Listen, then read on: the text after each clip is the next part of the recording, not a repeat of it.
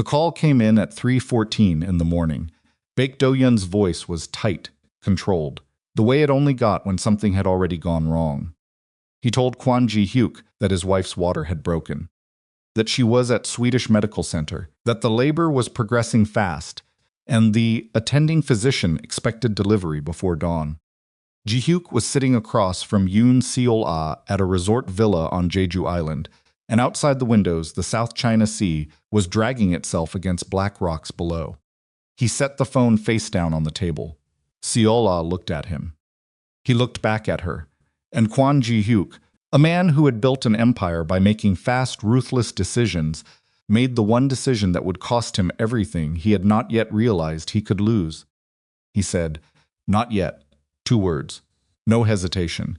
His son entered the world at 6:47 in the morning, screaming and furious, into a room where his father's chair sat empty.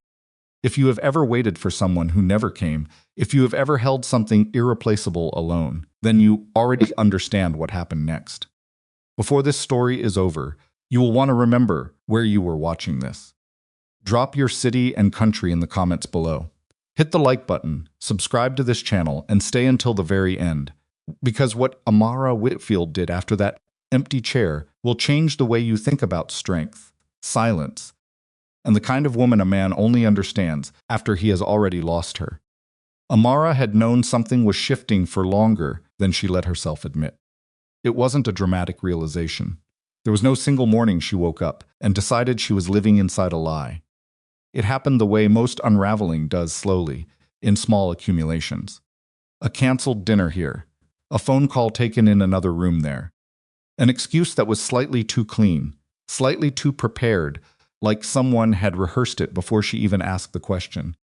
But she had buried those feelings the way she buried most inconvenient things under work, under discipline, under the version of herself that had built half an empire from spreadsheets and contract language and sheer relentless competence. Amara Whitfield had never been a woman who let herself spiral.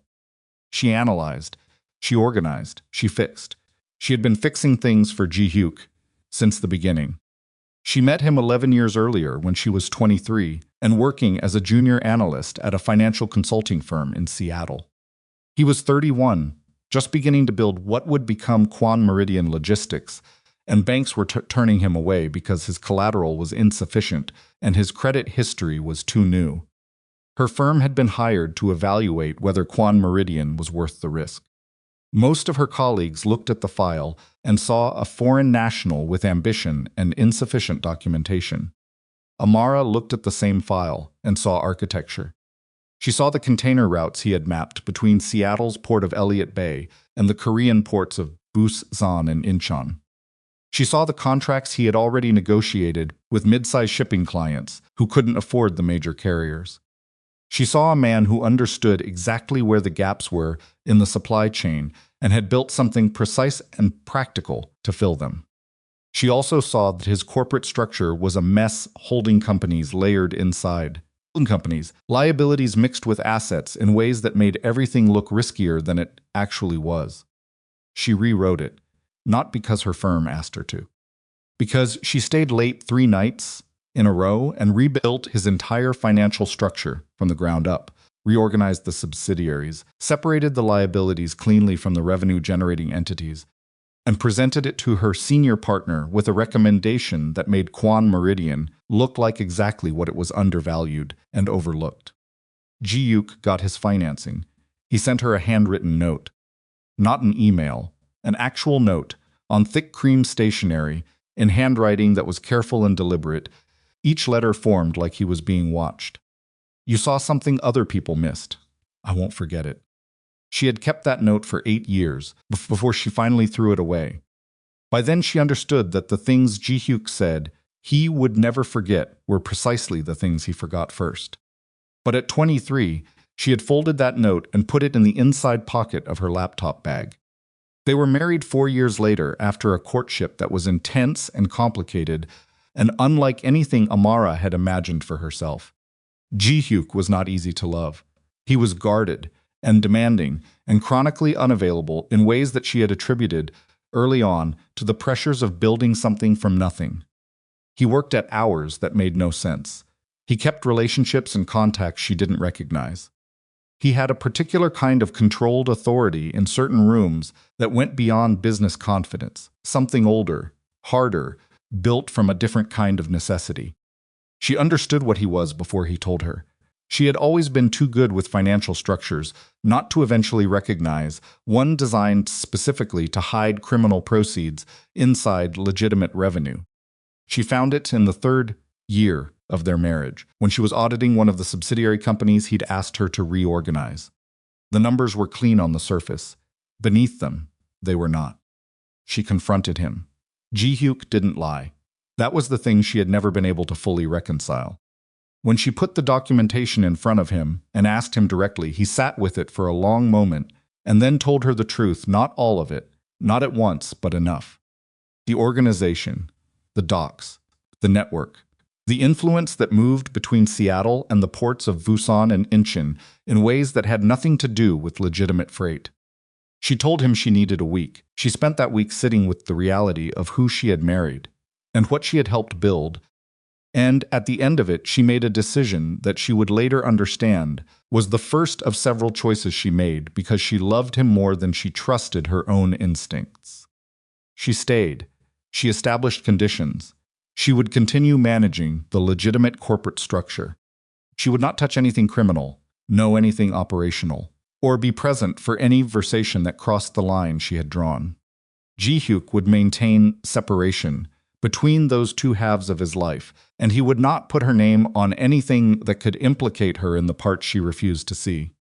He agreed. For a while it worked, or it looked like it worked, which is the same thing until it isn't.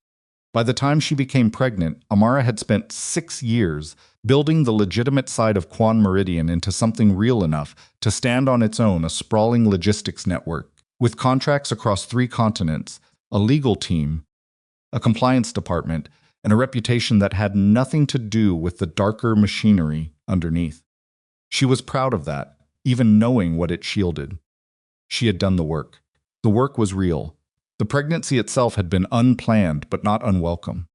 Ji-hyuk had been carefully warm about it, in the way he was warm about most things controlled, deliberate, never quite loose enough to feel natural. He told her he was glad. He attended the early appointments. He asked questions that sounded like the right questions. He hired additional security for the penthouse. He arranged for a private room at Swedish Medical Center and spoke with the attending physician personally. But he kept traveling. The 3rd trimester, when any reasonable person would have begun reducing international commitments, Ji-hyuk's schedule seemed to expand.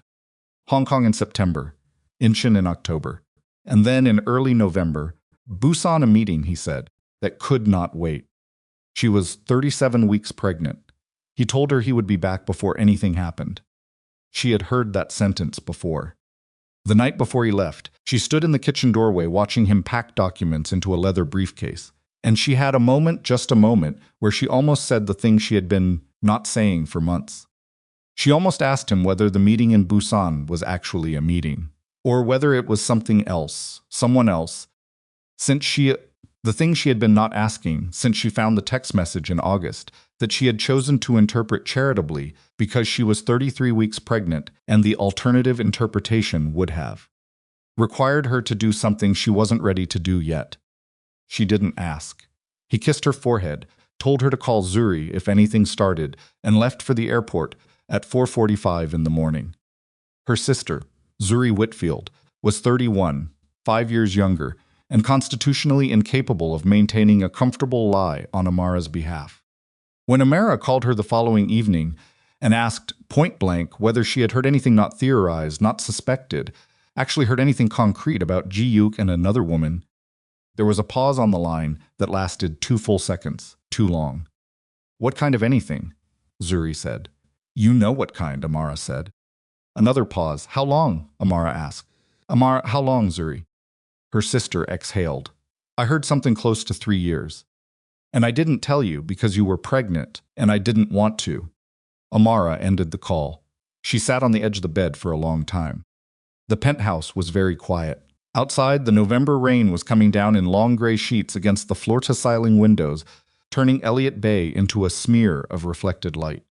The nursery she'd spent 3 weeks designing was down the hall, pale gray walls, white furniture, with small wooden boats hanging above the crib, because Ji-hyuk had once told her, early in their relationship, that he liked the idea of ships as a metaphor for things that found their way home. She had remembered that. She had chosen those boats specifically because she remembered that. She sat with that for a moment. Then she stood up, picked up her phone, and called Grant Holloway. Grant was 56, the kind of family attorney who had been her father's lawyer before becoming hers, the kind of man who answered the phone after 9 at night without complaint and listened without interrupting.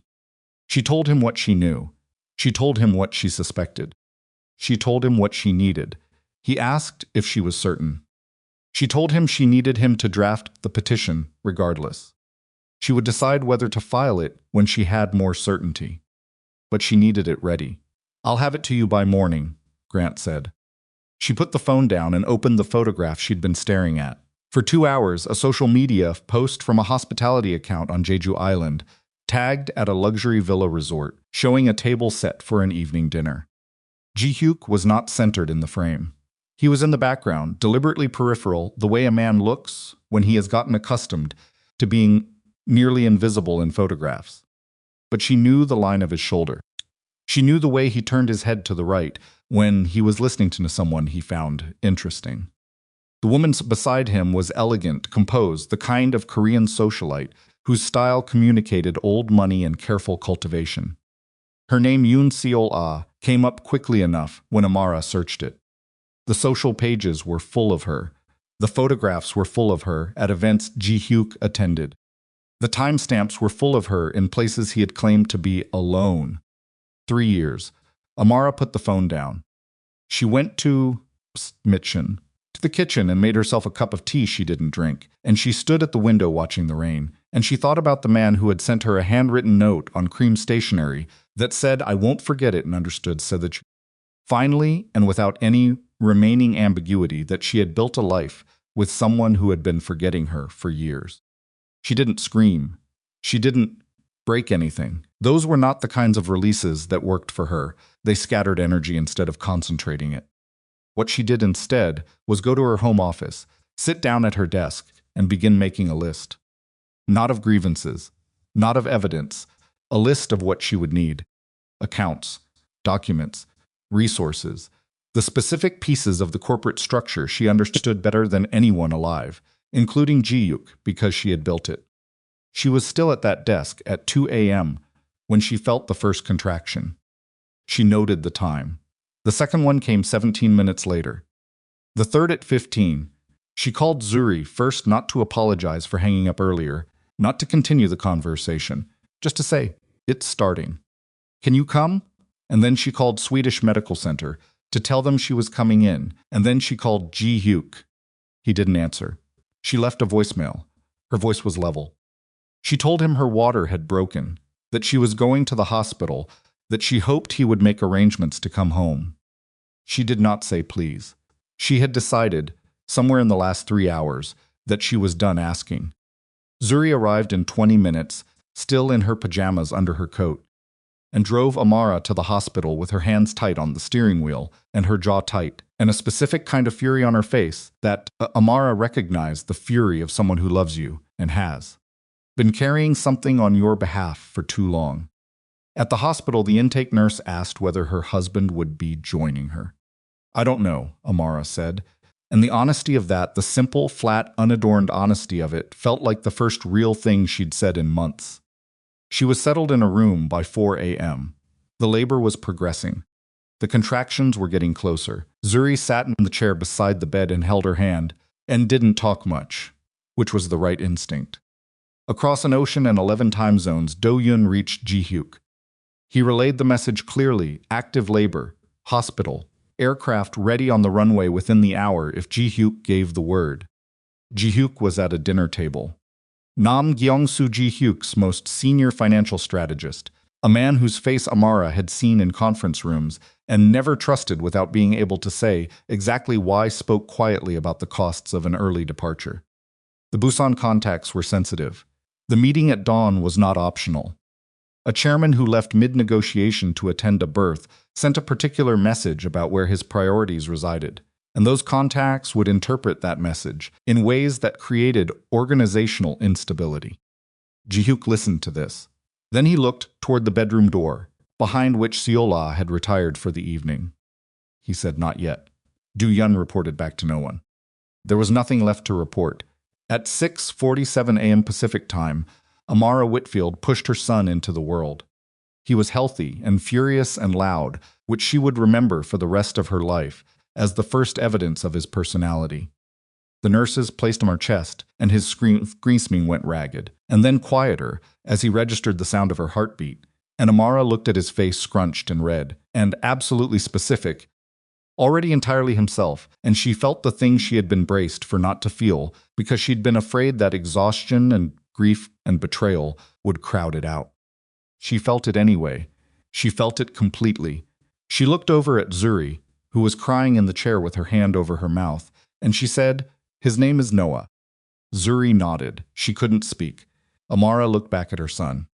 The chair where Ji-hyuk should have been was on the other side of the bed, positioned perfectly, angled toward her, at the angle she had imagined hundreds of times in the last 7 months. Empty, precisely and completely empty. She understood something in that moment that was not anger, and not grief, and not quite resolve, but something that contained all three of those things without being consumed by any of them.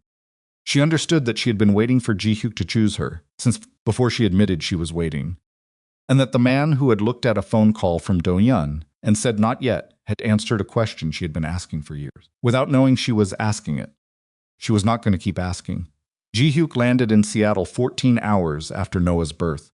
He walked through the penthouse, carrying a small velvet box containing an expensive sapphire bracelet, the kind of object that functions less as a gift and more as evidence that someone knew they owed a debt, and chose to pay it in jewelry instead of presents. Amara was already back. Grant had sent a car.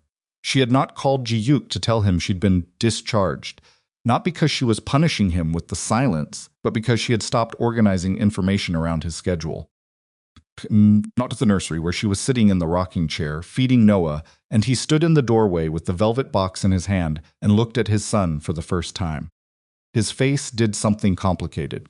She watched it happen, the control slipping for just a moment, some genuine thing moving behind his eyes, real enough that a less exhausted version of herself might have felt something in response to it. She waited. He said, "Amara, close the door," she said. "You'll wake him." He closed the door. He set the velvet box on the dresser. She didn't look at it. He asked if he could hold Noah. She looked at her son's face. Then she looked at Ji-hyuk. "Not yet," she said. The words landed. She saw them land. She had not planned to say them. They came from somewhere genuine, not calculation, and the fact that they were the same words he had used in a villa in Jeju Island was something she hadn't arranged. It was simply what came out when she reached for the honest answer. Ji-hyuk sat down on the small ottoman near the window and didn't argue. The following morning, when Noah was sleeping and Zuri had gone to get groceries, Amara sat across from her husband at the kitchen table and asked for the complete truth. He gave it to her. That at least, she had always been able to count on not his fidelity, not his priorities, not his presence, but his honesty when she pressed him directly for it. The affair with Seol-ah had started nearly 3 years earlier in the margins of a business relationship in Seoul. It had been continuous since. He had not ended it. He had not intended to end it. She asked whether he was in Jeju Island when Do-yun called. "Yes," he said. "Was she there?" "Yes." "Did Do-yun tell you the labor was active?" "Yes." "Was there an aircraft available?" "Yes." "Could you have left?" A pause. The kind of pause that was its own answer. "Yes." "Then there's nothing else I need to understand," Amara said. "Come back at 6 tonight. We'll talk about what happens with Noah." He nodded. He stood. He reached for the velvet box on the counter, clearly intending to offer it again. "Leave it," she said. He left it. She spent the afternoon on the phone with Grant, then with a relocation specialist she had found months earlier for a reason she hadn't fully articulated to herself at the time. And then she sat in the nursery with Noah while he slept, and she made notes in a blue spiral notebook she she had bought at the hospital gift shop because she'd needed something to write in, and it was the closest available thing. She wrote down what she had, what she needed, what she could access without alerting Ji-hyuk. The organizational structure she understood better than anyone.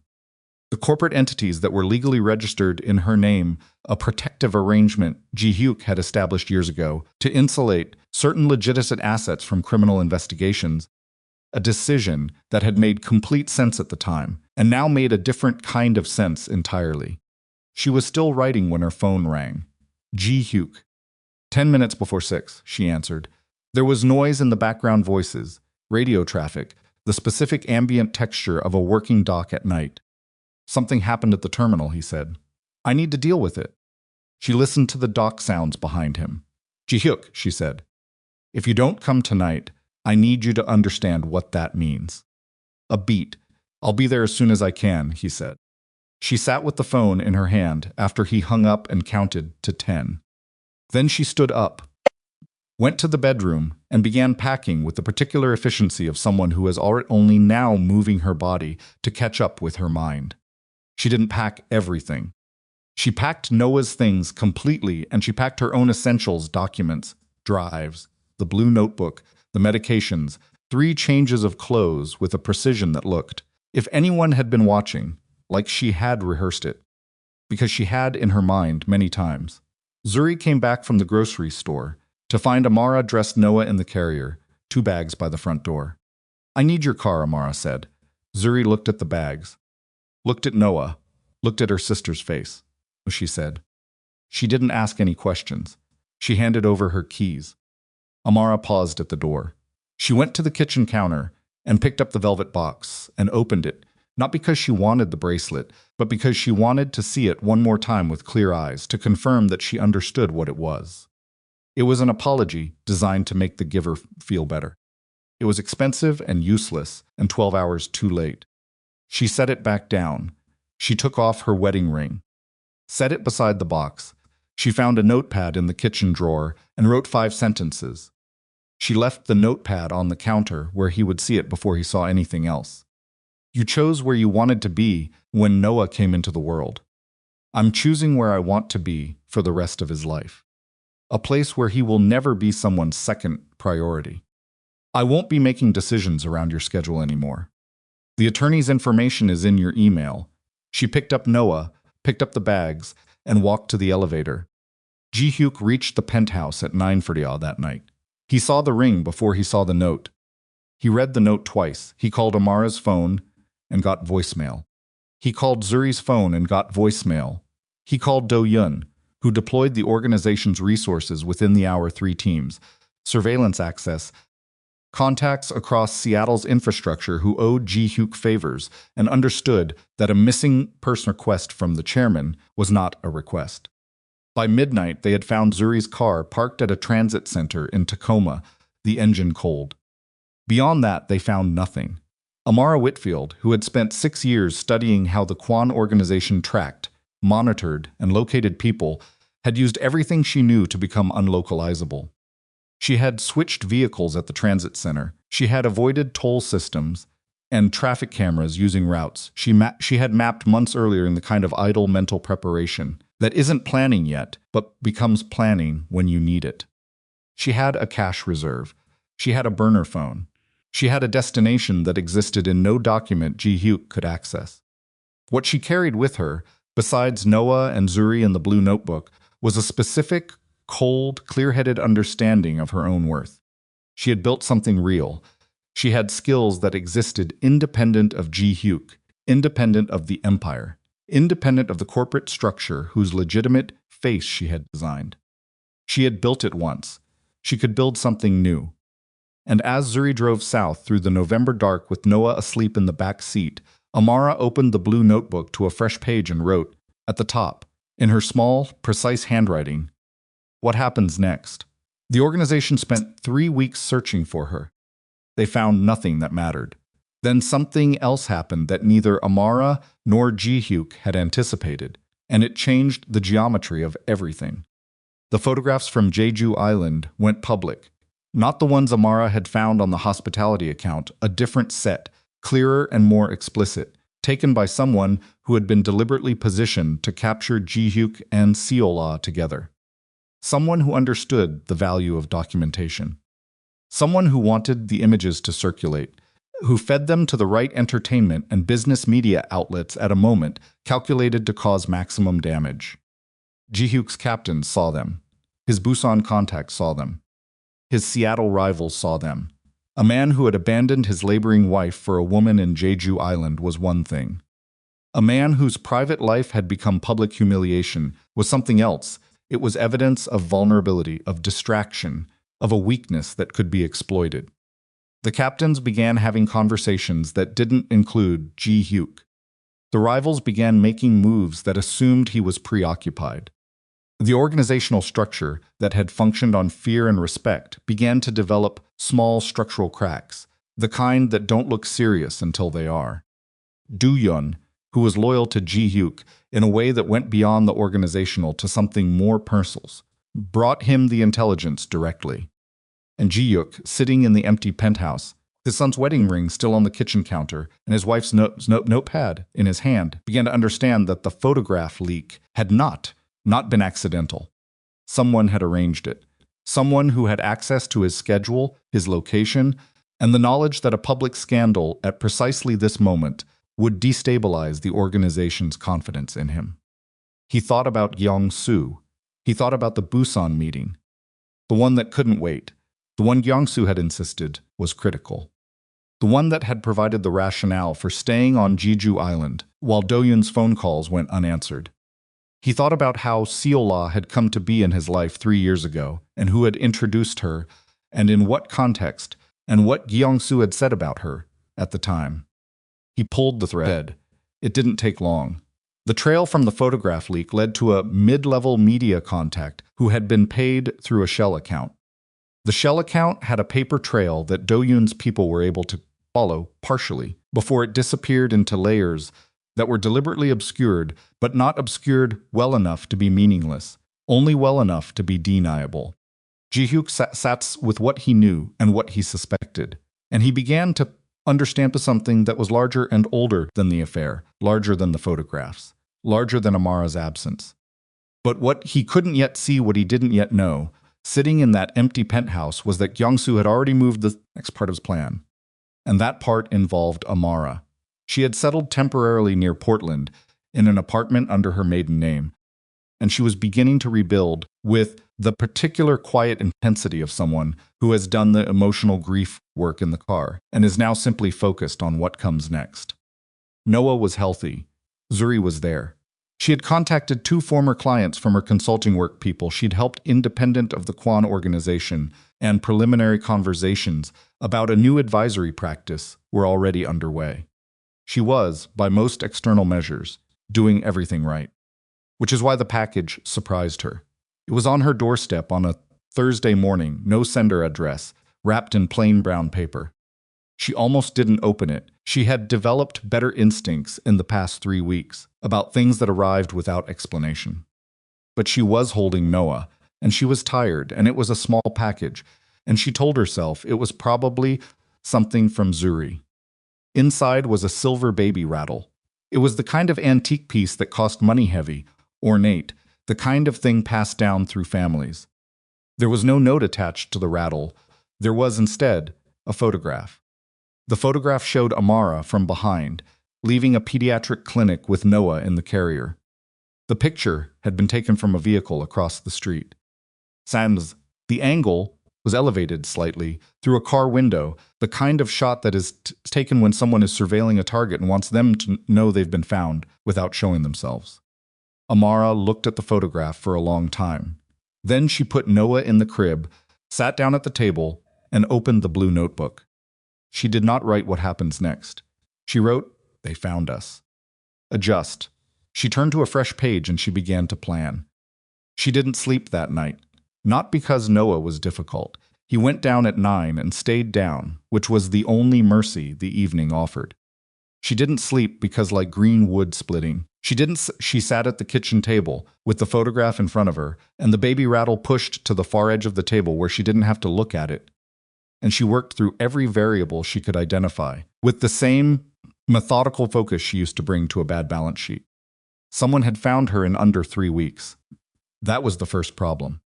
She had been careful. She had been more than careful. She had been systematic, using everything she had learned from 6 years inside an organization that located people for a living.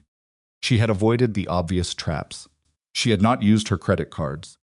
She had not contacted anyone from her Seattle life except Zuri, and Zuri had been equally disciplined.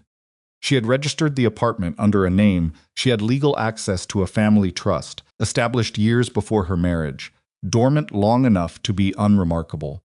Someone had found her anyway, which meant either the search had been wider and better resourced than she had accounted for, or someone had known where to look before she got there. Neither possibility was comfortable, but one of them was considerably worse than the other. She pulled a fresh page in the blue notebook and wrote 2 columns. On the left, everything Ji-hyuk's organization could reasonably access: surveillance networks, port contacts, the favors accumulated across a decade of criminal operation in the Pacific Northwest. On the right, everything that column couldn't explain about how she'd been found, the specific clinic she'd chosen, the precise window of time the photograph had been taken, the fact that whoever had taken it had been there before she arrived, not following her to the location, but already positioned outside it. That was not surveillance. That was anticipation. Someone had known she would choose that clinic, which meant someone had known she would be in that neighborhood, which meant the search had not started from Seattle. It had started from a different kind of intelligence. Not where she'd been, but where she was likely to go. She closed the notebook. She thought about who, besides Ji-hyuk, had enough knowledge of her patterns, her preferences, and her professional history to build that kind of predictive map. She thought about the organizational chart she'd seen only in pieces over 6 years, the parts Ji-hyuk had shown her, and the parts she had inferred from the negative space around what he showed her. She thought about the meetings she hadn't been invited to and the names that came up in conversations that stopped when she entered the room. Nam Gyeongsu's name had stopped more than one conversation. She wrote his name in the right column. Then she underlined it once and closed the notebook. She went to check on Noah. He was sleeping on his back with his arms thrown wide in the particular abandoned posture of an infant who has not yet learned that the world requires any kind of defensive positioning. She stood at the edge of the crib for a moment and listened to him breathe. Then she went back to the table and called Zuri. "I need you to check into the motel on Burnside," she said when Zuri answered. "Tonight. Don't tell me the room number over the phone. Text me in the morning using the format we agreed on." A pause. "How bad is it?" "I don't know yet. Go now." Zuri didn't argue. That was one of the things Amara loved most about her sister. She could read urgency without needing it explained, and she responded to it practically instead of emotionally.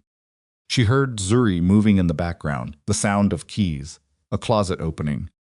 "Call me when you're in," Amara said. "Yeah," Zuri said. And then, "Are you okay?" Amara looked at the photograph on the table, at the image of herself from behind, carrying her son, seen through someone else's car window. "Not really," she said, "but I'm thinking clearly. That's enough for tonight." She hung up and sat in the silence of the apartment until Zuri's text came through 40 minutes later, 3 ordinary words about weather. That meant "I'm in, I'm safe, the room is mine." Then Amara went to the bedroom, lay down on top of the covers, fully dressed, and stared at the ceiling until the sky outside the window began to gray. She had a decision to make, and she needed to make it before whoever had sent the rattle made contact, because once they made contact, the decision would already have been made for her. She needed to know whether this was Ji-hyuk or someone who wasn't Ji-hyuk. It was a harder question than it sounded. Ji-hyuk had every organizational resource necessary to have found her. He also had every emotional reason to be searching. But the baby rattle, the message embedded in that particular object, didn't feel like Ji-hyuk's operating style. Ji-hyuk's instinct when he wanted to communicate something was directness. He sent Do-yun. He showed up himself. He didn't construct elaborate symbolic gestures designed to convey "I know where you are" without saying it aloud. That register the veiled threat dressed as an antique, The photograph without a sender. The specific cruelty of targeting a pediatric clinic that belonged to a different kind of mind. A more patient mind. One that was comfortable with oblique pressure, with the slow accumulation of dread has as a management tool. She thought about Gyeong-soo again. She thought about the photograph leak that had destabilized the organization. She thought about who benefited from Ji-hyuk being destabilized, and what exactly Yoon-soo would need to complete whatever reorganization he was planning. She thought about the corporate entities registered in her name. She sat up. She had spent so long thinking about those companies as a liability evidence of her entanglement with Ji-hyuk's world, something she'd need to divest cleanly and quietly as part of any divorce settlement, that she had not thought about them from the perspective of someone who needed them and didn't have them. Gyeong-soo did not need Ji-hyuk removed simply for power. Power within the Kwon organization was abundant enough to be taken by other means. What Gyeong-soo needed, what made the whole construction make sense, was a clean financial transition.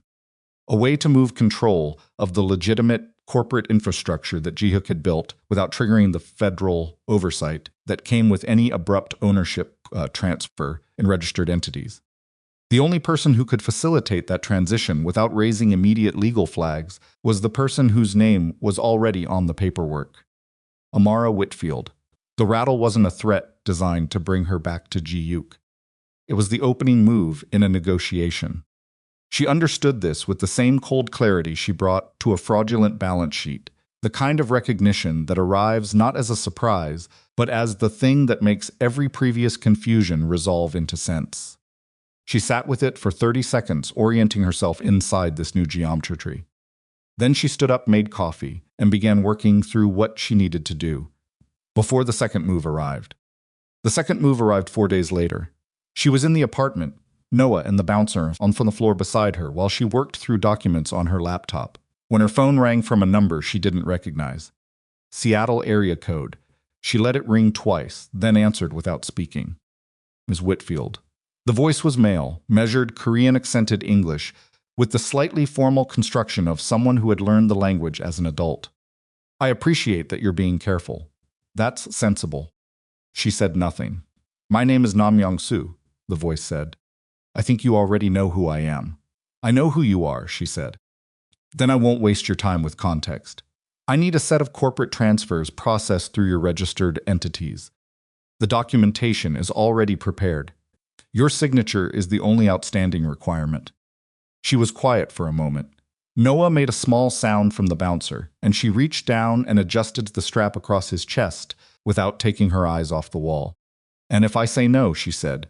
There was a brief pause, not a hesitation, more a deliberate beat, as if he were deciding how directly to proceed.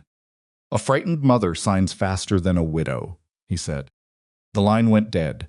She sat very still. Her hand, still resting on Noah's chest, was steady. That surprised her, somewhere at the back of her awareness, that her body didn't shake, didn't react with the adrenaline response the words were designed to produce. What she felt instead was something colder and more focused, like the moment before you step into a confrontation you've been avoiding long enough that the avoidance is finally more exhausting than the confrontation itself.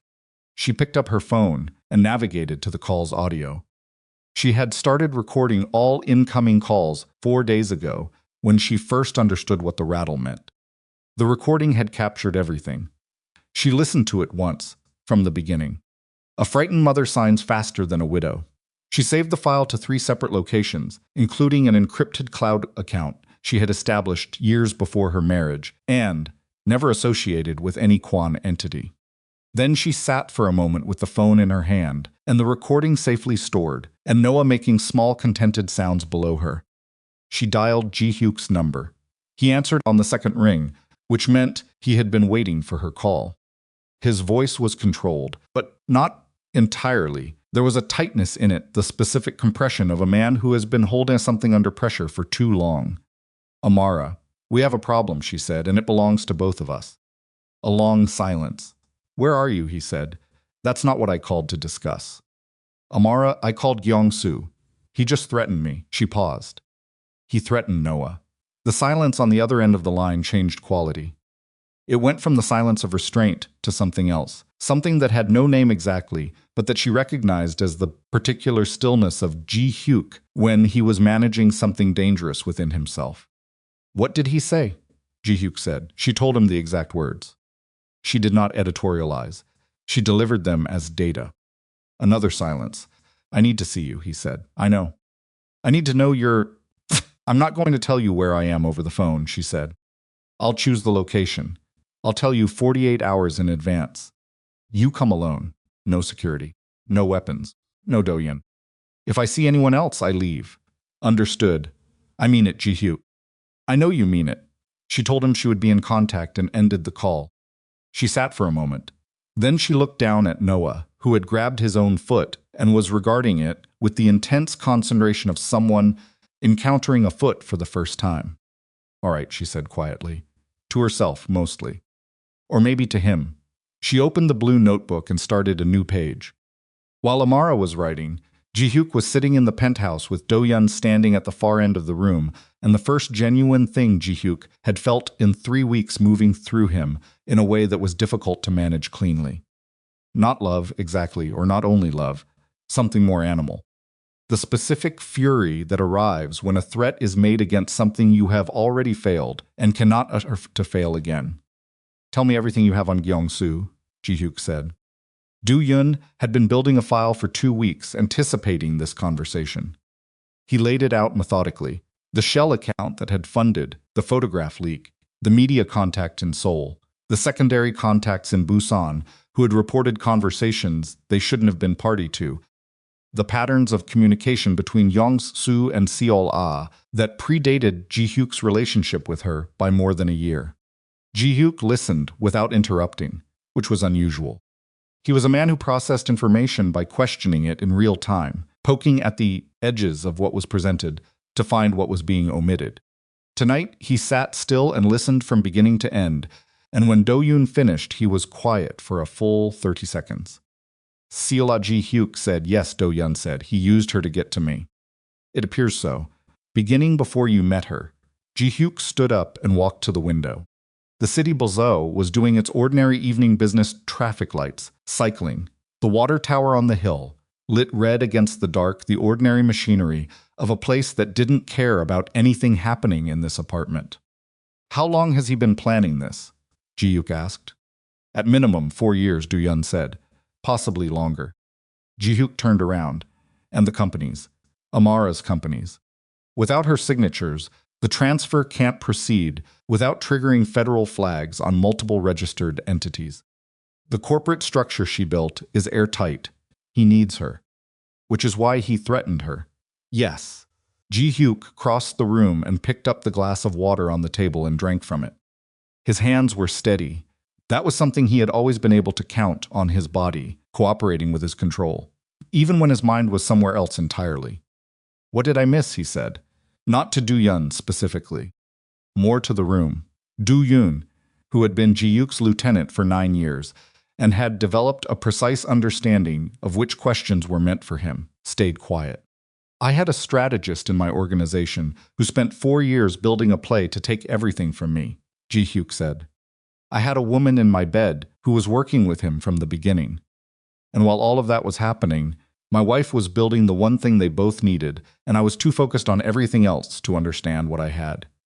He set the glass down. "What I had." Do-hyun said nothing. "Find out whether Gyeong-soo has people near Portland," Ji-hyuk said. His voice had returned to its operational register. Flat, specific, forward-facing. "I need to know what resources he has in the field before I walk into a meeting with Amara and make promises about her safety." "Already working on it," Do-hyun said. "And the safe." "The organization safe in the Elliott Bay warehouse." Do-hyun went still. "You know what I'm talking about," Ji-hyuk said. "Yes. I want it inventoried, every document, every ledger. I want to know exactly what's in it and exactly what it proves." Do-hyun studied his chairman for a moment. He was a careful man, not given to unnecessary speech, but there was something in the instruction that required at least a minimal clarification. "You understand what some of those documents prove," he said. "Yes," Ji-hyuk said, "I do. About the organization." "I know what they prove, Do-hyun." Do-hyun nodded once. He pulled on his coat and walked to the door. Do-yun. He stopped. She's a good mother, Ji-hyuk said. It came out slightly strangled, the way statements do when they're covering something larger than what they say. I need her to be safe. Do-yun looked at him for a moment. Then we make her safe, he said, and left. Ji-hyuk stood alone in the apartment for a long time. The nursery door was open down the hall. Amara had taken Noah's things, but she had not dismantled the room, had not removed the mobile with its small wooden boats. He walked down the hall and stood in the doorway looking at the boats, turning slowly in the draft from the heating vent. He remembered vaguely the conversation they'd had about the nursery design. She had brought him 3 color samples, and he had barely looked at them, had said something generically affirming, had returned his attention to his phone within 40 seconds. He hadn't remembered that until now. He remembered it now with the specific unpleasantness of recollections that arrived too late to be useful. He reached up and stopped one of the small wooden boats with one finger. Held it, let it go. The confrontation between Ji-hyuk and Gyeong-soo happened sooner than either of them planned. And it happened in a way that was clumsy and dangerously uncontrolled, which was itself evidence of how thoroughly Gyeong-soo's operation had degraded the organization's internal discipline. One of Ji-hyuk's port captains, a man named Seo Jae-won, who had been with the organization for 7 years, called Do-yun on a Wednesday night to report that Gyeong-soo had approached him directly. Not through channels. Personally, at a restaurant in Sodo, with an offer that included numbers specific enough to have come from access to the organization's internal accounts. Do-yun brought this to Ji-hyuk at 11 at night. Ji-hyuk called Gyeong-soo immediately.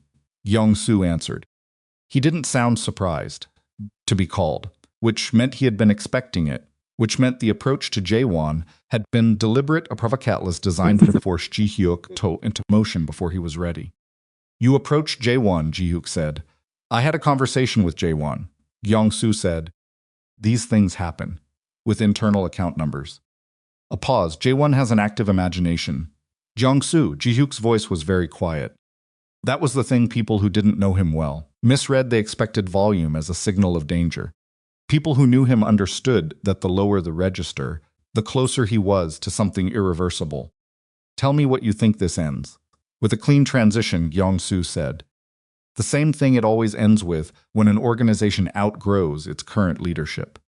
And Amara, Ms. Whitfield is a practical woman. She'll understand her options. You threatened her child. The silence this time was brief and calibrated. I encouraged her to prioritize outcomes that protect her family. That's not a threat. That's counsel. Ji-hyuk exhaled once slowly through his nose. Do-yun was watching him from across the room with the stillness of a man ready to move in any direction the next 10 seconds required. Come to the Meridian building, Ji-hyuk said. Tomorrow morning. 8 o'clock, we'll resolve this. I don't think that meeting serves my interest, Gyeong-soo said. Come anyway. Another pause. If I come, I'm bringing a full security contingent. That's fine, Ji-hyuk said. Come with everyone you need to feel safe, Gyeong-soo. I'll be there. He ended the call. Do-yun said carefully, he won't come. I know, Ji-hyuk said, but now he knows I know, and he's going to accelerate. Which means Amara doesn't have the time I thought she had. He crossed to the desk and opened a secure messaging application. He typed a message to the number Amara had given him a burner, she had told him, which would be active for 72 hours. Gyeong-soo is moving faster. I need to see you in 4 days, not 7. I'll come anywhere you choose. Please. He stared at the last word for a moment. Then he sent it without changing it. Her response came 6 minutes later. 48 hours. I'll send the location 4 hours before. Alone means alone. He typed back, yes. Then he set the phone down and looked at Do-yun. The ledger, he said, is it inventoried? By morning. Good. He paused. I need to know whether federal prosecutor Helen Marwick is reachable through legitimate channels. Do-yun's expression did something careful. He was a man who had spent 9 years managing his reactions to statements from Ji-hyuk that required a particular quality of composure. This one required more composure than most. Marwick, he said. The one currently building the case against the Busan port operation. The same. You want to contact the prosecutor who is actively building a federal case against us. I want to know if she's reachable, Ji-hyuk said. That's all I'm asking right now. Do-yeon studied him for a long moment. She's reachable, he said finally. She's been trying to reach us for 2 years. I know, Ji-hyuk said. Find me her direct contact. Do-yeon didn't ask why. That was the quality of their relationship, 9 years that certain questions were not productive, that some decisions declared themselves in the asking rather than the answering, and that his role in those moments was to execute rather than interrogate. But as he pulled on his coat and gathered the documents he'd brought, he paused at the door and said, in Korean, "Is there anything you want me to do for her?" Before the meeting. Anything she might need. Ji-hyuk understood that her meant Amara. Make sure no one is watching her building, he said. Anyone near it who isn't her or her sister, I want to know immediately. Already running that surveillance, Do-yeon said. Don't let her know we're watching. Do-yoon nodded and left. Ji-hyuk sat down in the chair at the desk that Amara had chosen years ago, a good chair, well made, the kind of furniture she bought, because she did research and purchased things that would last, instead of things that looked impressive in a showroom. He had complained once that the desk was too modest for the penthouse aesthetic. She had told him that aesthetic wasn't the same as quality, and that he should learn the difference before furnishing the office they were eventually going to have when they finally built the legitimate business she was trying to build. He had not really listened to that conversation. He was listening to it now, sitting in the chair she'd chosen, in the office they had never built. 3 days later, Do-yeon's surveillance team reported a black sedan making its third pass of Amara's Portland building within a single 24-hour period. Do-yeon called Ji-hyuk with the information at 7 in the morning. Ji-hyuk called Amara's burner at 7:02. She answered on the first ring. There's a black sedan, he said. It's been circling your building. A pause, short and specific. Not surprise, more like confirmation. I know, she said. I saw it yesterday. That's why I'm calling you today instead of tomorrow. You need to move now. I'm already packed, she said. I need 40 minutes. I can have people there. No people, she said. I told you. Tell me where to meet you. He gave her an address, a property the organization maintained for exactly this kind of contingency, off the grid, anything Gyeongsa would have mapping access to, in a neighborhood quiet enough to register any new vehicle. He gave her the address once and told her not to write it down. I have it, she said. Amara. He said her name with the particular weight of someone about to say something they haven't rehearsed. I need you to know that whatever you decide to do with what I'm going to tell you, whatever you decide, I will not argue with you. I want to tell you what I know, and then I will follow whatever direction you set. Do you understand? A pause that was longer than her usual processing beats. I understand, she said. 40 minutes. She hung up. She stood in the center of the small apartment kitchen, with her phone in her hand, and Noah watching her from Namsalzer, with the specific attentiveness of a baby who cannot yet interpret tone but registers it perfectly. His eyes were dark and steady and absolutely present, the way Ji-hyuk's eyes were sometimes in moments he didn't know he was being watched. She had not wanted to see that. She saw it anyway. She crouched down and put her hand flat against Noah's chest and felt his heartbeat. Okay, she said quietly. We move. She was packed in 32 minutes. She texted Zuri the address in the agreed format and was out the building's back entrance in 35. Noah in the carrier, 2 bags on her back, moving through the service alley at the pace of someone who knew exactly where they were going and had already calculated the cost of being wrong. The black Saturn was parked on the main street, facing the building's front entrance. She had left through the back. She did not look behind her. She walked 4 blocks, turned into a coffee shop, exited through the kitchen with the permission of a barista she had tipped generously on 4 separate previous occasions without Dean explaining, why? And came out on the parallel street where she flagged a cab using cash. She was in the cab for 12 minutes before her phone buzzed.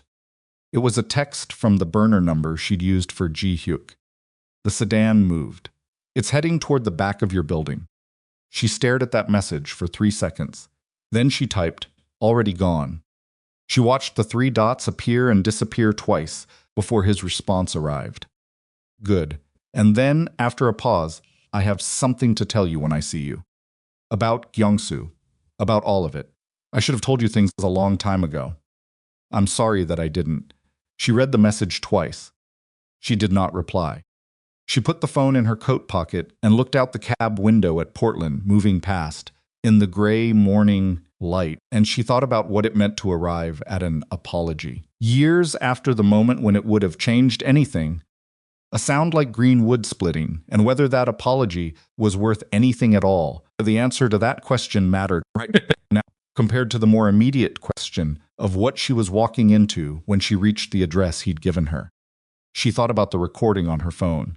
The recording of Gyeongsu's voice saying a frightened mother signs faster than a widow. She thought about the corporate entities, about the signatures, about the specific, irreplaceable leverage she was holding without having chosen to hold it. She thought about Noah's heartbeat under her palm. The cab pulled to a stop. She paid in cash, got out, and stood on the sidewalk in front of an ordinary-looking building in a quiet neighborhood with her son against her chest and 2 bags on her back. The door opened before she reached it. Ji-hyuk stood in the doorway.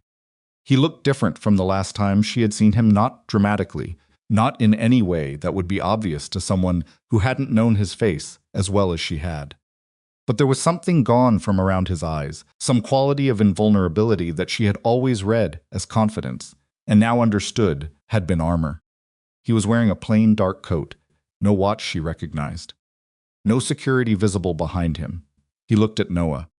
His son was awake, facing outward in the carrier, looking at everything with the democratic curiosity of an infant for whom the world is still entirely new. Ji-hyuk's face did the complicated thing again. This time she let herself look at it directly, instead of cataloging it and filing it away. "Come inside," he said. His voice was controlled. Nearly. She walked past him into the building. He closed the door behind her. A sound like green and whatever had remained of the distance between their last 3 months, the one where she had been building a new life and he had been watching his old one collapse, closed with it. They were in the same room. Everything that had to happen next was going to happen here, or not happen at all. Sparse, in the way that safe houses always are, functional furniture chosen for durability rather than comfort. Windows covered by blinds that had been closed long enough to leave light marks on the sill. A kitchen with a coffee maker and 4 mugs, and nothing else on the counter. It smelled like disuse and cleaning product, and the faint ghost of cigarettes from whoever had last occupied it. Amara set her bags down near the door. She did not move further into the room until she had looked at all 4 corners of it, checked the secondary exit she had already identified from the building's exterior before she entered, and confirmed that Ji-hyuk was, in fact, alone. He watched her do all of this without speaking. When she was satisfied, she unclipped the carrier and set Noah against her shoulder, and the baby made a small sound of protest at the transition and then settled, his cheek against her collarbone, his breathing going slow, and even within 30 seconds. Ji-hyuk was still standing near the door. "Sit down," she said. He sat. She remained standing, which was a choice, and they both knew it. She positioned herself near the kitchen counter with Noah against her chest and looked at Ji-hyuk across the distance of the room and waited. He had prepared for this. She could tell there was a specific quality to his stillness. When he had rehearsed something, a kind of effortful composure that looked like calm, if you didn't know what his actual calm looked like.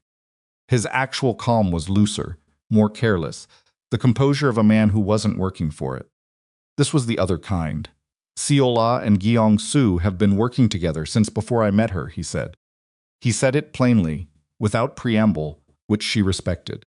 She gave him a small nod to continue. Dooyeon traced the photograph leak backward through a media contact in Seoul. The funding came from a shell account that connects to Gyeongsu through 3 intermediaries.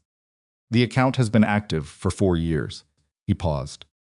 Seola was introduced to me at an event in Seoul. Gyeongsu organized the event. He introduced us personally. Amara said, so she was placed. Yes, from the beginning. From the beginning, she absorbed this. It wasn't a surprise. She had already built most of this structure in her own analysis, but hearing it confirmed with specificity produced a particular response that she hadn't anticipated. not shock. Something flatter and more exhausting. The feeling of being right about a thing you had desperately wanted to be wrong about. He needed you weakened, she said, publicly discredited. Your captain's uncertain. Yes. And once you were destabilized, he needed the corporate transfer. The legitimate assets. Yes, which required my signature. Yes. Ji-hyuk's voice was very even. Amara, I need you to understand something. I'm not telling you this to make myself look like a victim of Gyeong-su's operation. What they arranged created an opportunity. I still used it. I still chose Seola over. He stopped, pressed his jaw tight for a moment. Over the right things. Over you. They didn't force me to make any of the choices I made. Do you understand what I'm saying? I understand, she said. I need to know you actually understand. Not that you're filing it away to be diplomatic. She looked at him steadily. I understand that Gyeong-su set a trap and you walked into it willingly. I understand that the manipulation doesn't replace the accountability. I understood that before I walked in here. He held her gaze. Something in his shoulders came down, slightly, not relaxation exactly, but the specific release of a tension he had been carrying while waiting to find out if she was going to let him sidestep the harder truth. She wasn't. He had known she wouldn't be. There's more, he said. She adjusted Noah against her shoulder. Tell me. He told her about the Crimson Ledger. He explained it without editorializing what it was, what it contained, where it was kept. Years of documentation, bribery records, shell corporation structures, money laundering routes, illegal shipment, the names of corrupt port officials in Seattle and Busan, and Incheon, the financial architecture of the entire criminal operation reduced to documentation, precise enough to dismantle it entirely. He had maintained the ledger, he told her, the way criminal organizations maintain their most dangerous records not for use, but as protection, as a deterrent. A record of mutual destruction that kept certain alliances honest because everyone named in it understood that its exposure would take them all down together. Amara listened without interrupting. When he finished, she said, Where is it? An organization safe in the Elliott Bay warehouse. Dooyeon has the access, and federal prosecutor Helen Marwick. He looked at her carefully. You know about Marwick. I've known about Marwick's investigation for 2 years, she said. I didn't know the specifics of what she had, but I knew she was building something. She's been trying to reach us through back channels. I know. A silence settled between them, the specific silence of two people who have just confirmed they have been thinking about the same destination from opposite directions. If the ledger goes to Marwick, Amara said, it ends Gyeong-su. Yes, it also ends the organizations. Yes, she studied him. And you? Ji-hyuk didn't look away. Yes. She walked to the small table near the window and sat down across from him, with Noah still against her chest.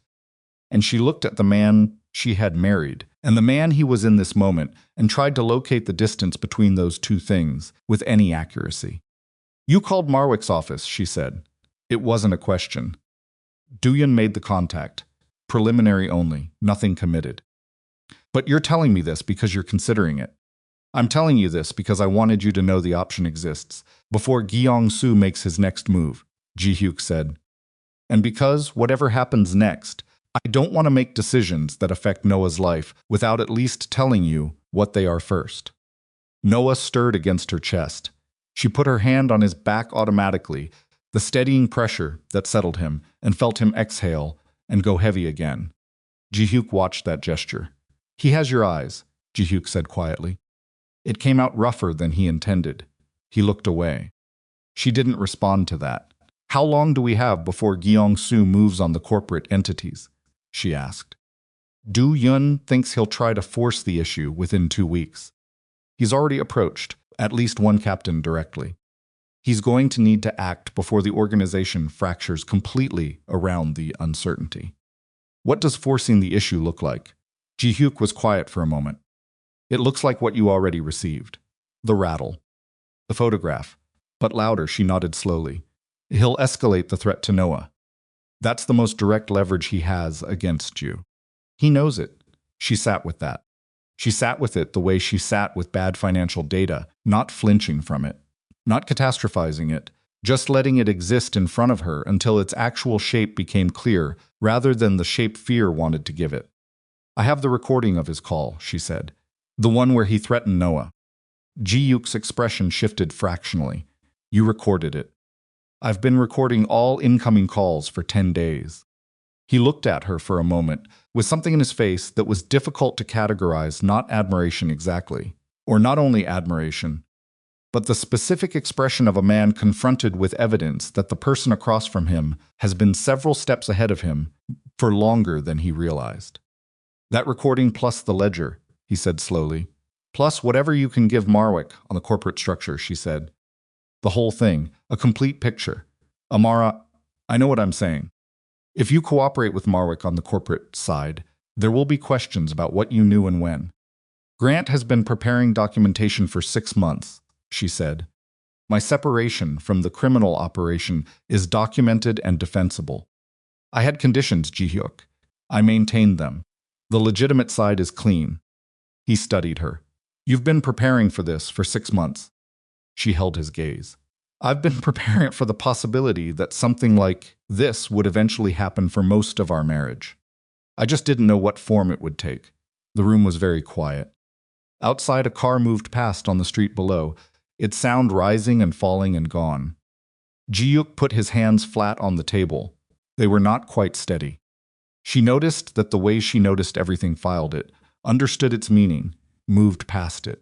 Tell me what you need from me, he said. I need to know whether Do-yoon is actually loyal to you or loyal to the organization, she said. Because those may not be the same thing anymore. He's loyal to me. You're certain. He came to me with the Jaewon information when he could have used it differently. He didn't. All right, she considered. I need the ledger accessible. I need to be the one who decides when it moves to Marwick. Not you, not Do-yoon. Me. Ji-hyuk absorbed this. Why? Because the timing of that decision is everything, and I don't trust that your instincts about timing aren't going to be compromised by organizational loyalty or ego at the moment that matters. I've been building leverage quietly, while you've been managing a crisis publicly. My read on the situation is cleaner right now. It was a hard thing to say, and she said it without apology. He received it without argument. Yes, he said. And I need you to understand something about what comes after, she said. After all of it, after Gyeong-su, after Marwick, after whatever happens with the ledger and the prosecution and the rest of it. There is no version of this where we go back to what we were. I need you to understand that before you agree to anything, because I won't have it used as leverage against me later, the idea that cooperation means reconciliation. It doesn't. Ji-hyuk met her eyes. I understand, he said. I'm not asking for that. I know you're not asking for it right now, she said. I'm telling you I won't give it. Not now, not later. What I'm willing to give is a conversation about Noah. What access looks like. What kind of father you're going to actually be, rather than the kind you planned to be when it was theoretical. That's what's available. That's all that's available. He was quiet for a long moment. Something moved through his expression that she couldn't name precisely. It wasn't anger, and it wasn't grief exactly, but it was in the neighborhood of both. The specific landscape of a man who has heard a sentence that is completely fair and completely devastating at the same time. That's enough, he said. He said it like he meant it. She looked at him for one more beat, then turned to the window. All right, she said. Then we have work to do. They spent 3 hours going through the structural details, the corporate entities, the documentation, the specific sequence of steps that would need to happen for the Marwick approach to produce the outcome they needed, rather than a catastrophe of uncontrolled exposure. Ji-hyuk was precise and knowledgeable, and set aside every instinct. She could see some suppressing toward self-punishment, answering her questions completely, even when the answers documented his own culpability in ways that were not comfortable. She took notes in the blue notebook. Noah slept in the carrier on the couch, making small sounds every 20 minutes that she attended to, without breaking the conversation's thread. And Ji-hyuk watched her do this, with the quiet of a man who is learning something he should have understood long before he needed to. At the end of the 3rd hour, she closed the notebook. I need to move again tonight, she said. Somewhere Gyeong-su definitely doesn't have eyes. I'll let you know the location once I'm settled. Let Do-yun clear the route. No. Amara, I will call you when I'm settled, she said. That's the agreement, he breathed out. Yes. Okay. She began gathering Noah's things. He stood and crossed to help her, a reflex, automatic, the movement of someone who had been about to reach for something, before remembering he wasn't sure he had permission. He stopped 2 feet away and waited. She handed him the carrier. It was a small thing. He understood its size. He held it while she packed Noah's bag, and then she held Noah while Ji-hyuk helped her get the carrier on correctly. And they'd stood very close together for approximately 45 seconds in the process of doing this ordinary logistical thing, and neither of them said anything. She stepped back. I'll call tonight, she said. He nodded. She left. Ji-hyuk stood in the empty safe house for a long time after her footsteps faded on the stairs. Then his phone rang. It was Do-yun. We have a problem, Do-yun said. Ji-hyuk put his hand flat on the table where Amara had been sitting. What kind, J1, Do-yun said. He didn't just talk to Gyeong-soo once. Our tech team got into his communications history in the last 2 hours. He's been reporting to Gyeong-soo for 14 months. Ji-hyuk was quiet. He wasn't the only one, Do-yun said. Min So-kyun, Park Tae-young, possibly one person in our document processing chain. Ji-hyuk understood the implications before Do-yun finished the sentence. If Gyeong-soo had a contact in the document processing chain, he had visibility into the corporate entity structure. He knew which assets were registered where. He knew the specific signatures required for each transfer.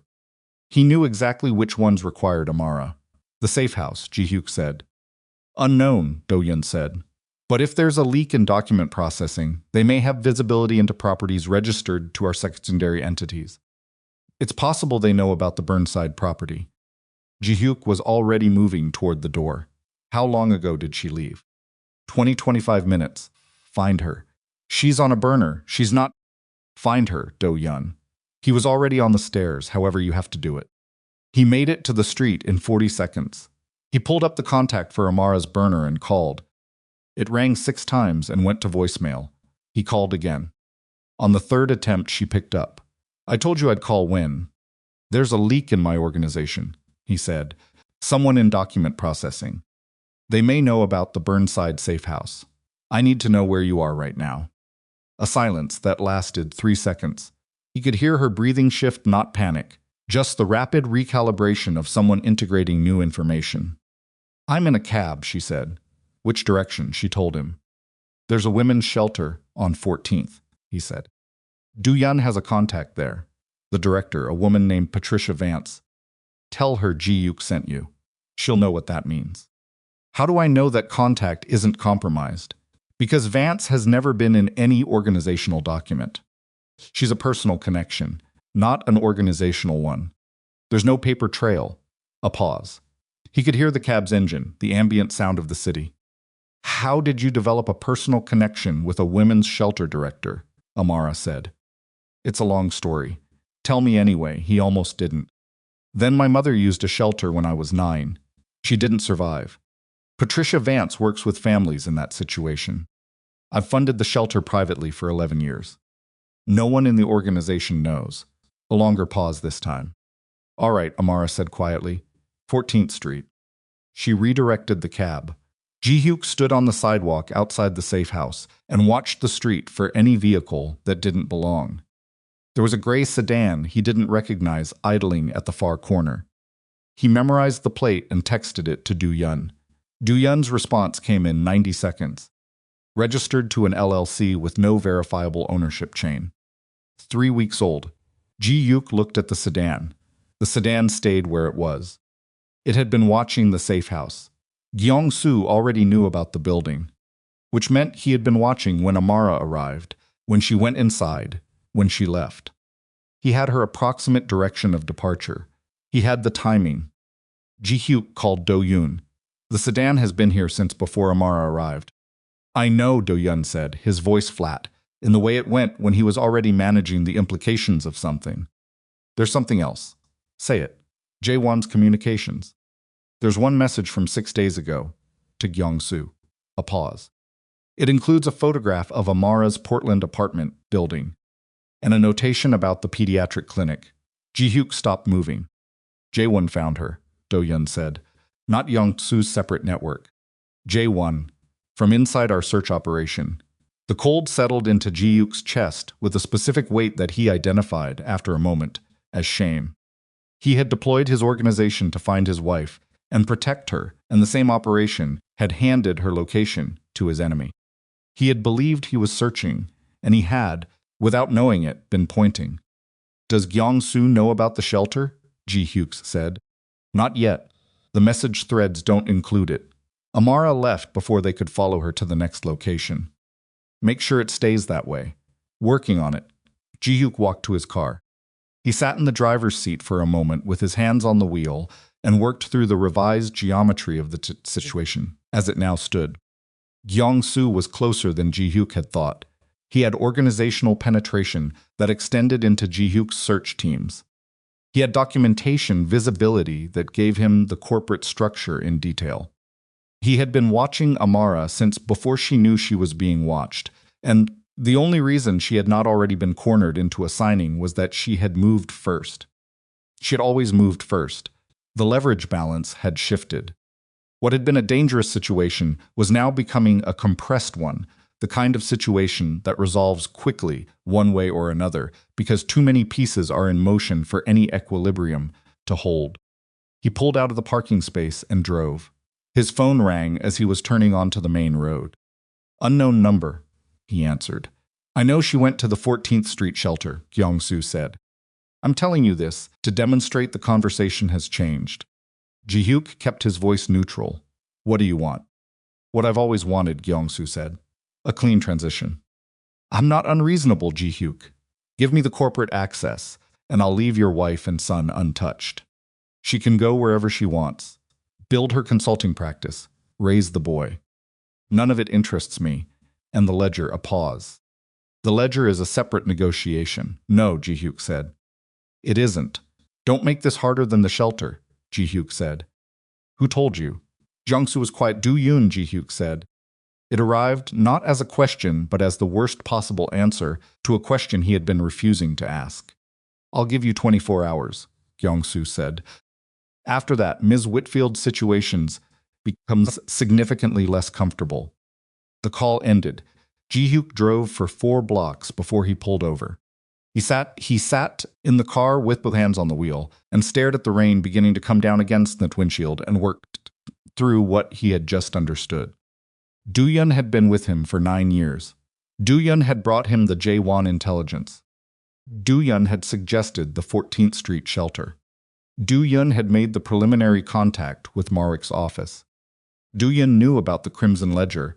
Do-yeon knew its location. Ji-hyuk picked up his phone. He called the warehouse manager at Elliott Bay, directly a man who reported to him, independently of the organizational chain, one of 2 people who had physical access to the safe. The warehouse manager answered on the 3rd ring. The safe, Ji-hyuk said. Has anyone accessed it in the past 72 hours? A pause. Yes, sir, Mr. Beck came by yesterday morning. Said you'd authorized a ledger review. Ji-hyuk closed his eyes. The ledger was gone.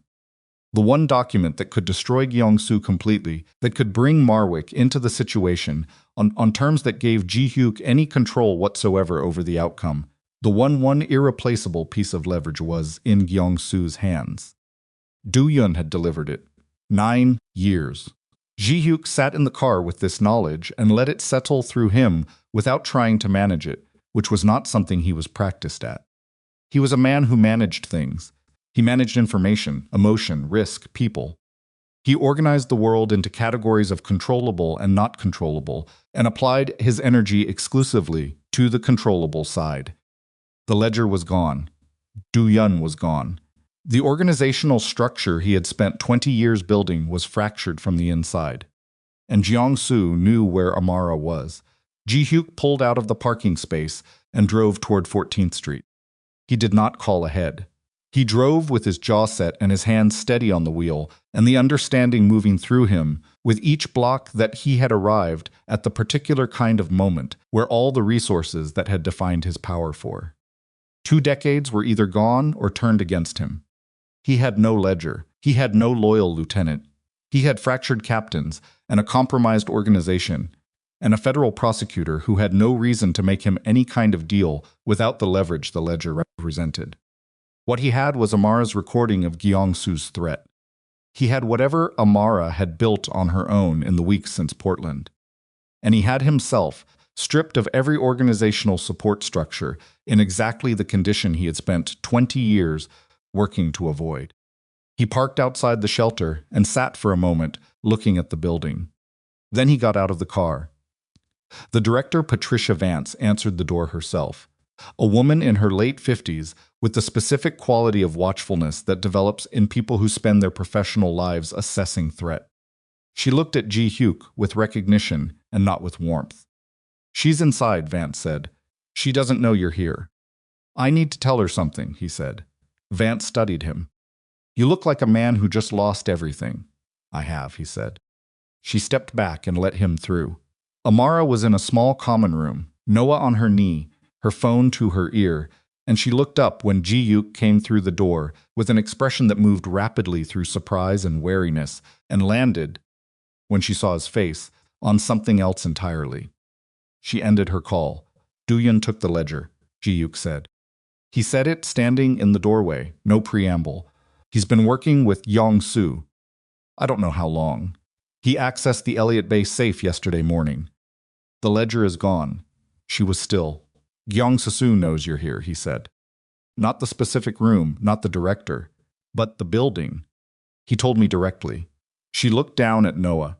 The baby was watching Ji-hyuk with complete attention, the way babies watch unfamiliar people, assessing, collecting information without any framework, yet for what to do with it. Then she looked back up at Ji-hyuk. "How much of what you told Do-yeon in the last 2 weeks did you tell him in the last 48 hours?" she said. "The Marwick contact, the ledger inventory, the safe house. The contents of our conversation today." A pause. "He knew we were meeting. Did he know what we discussed?"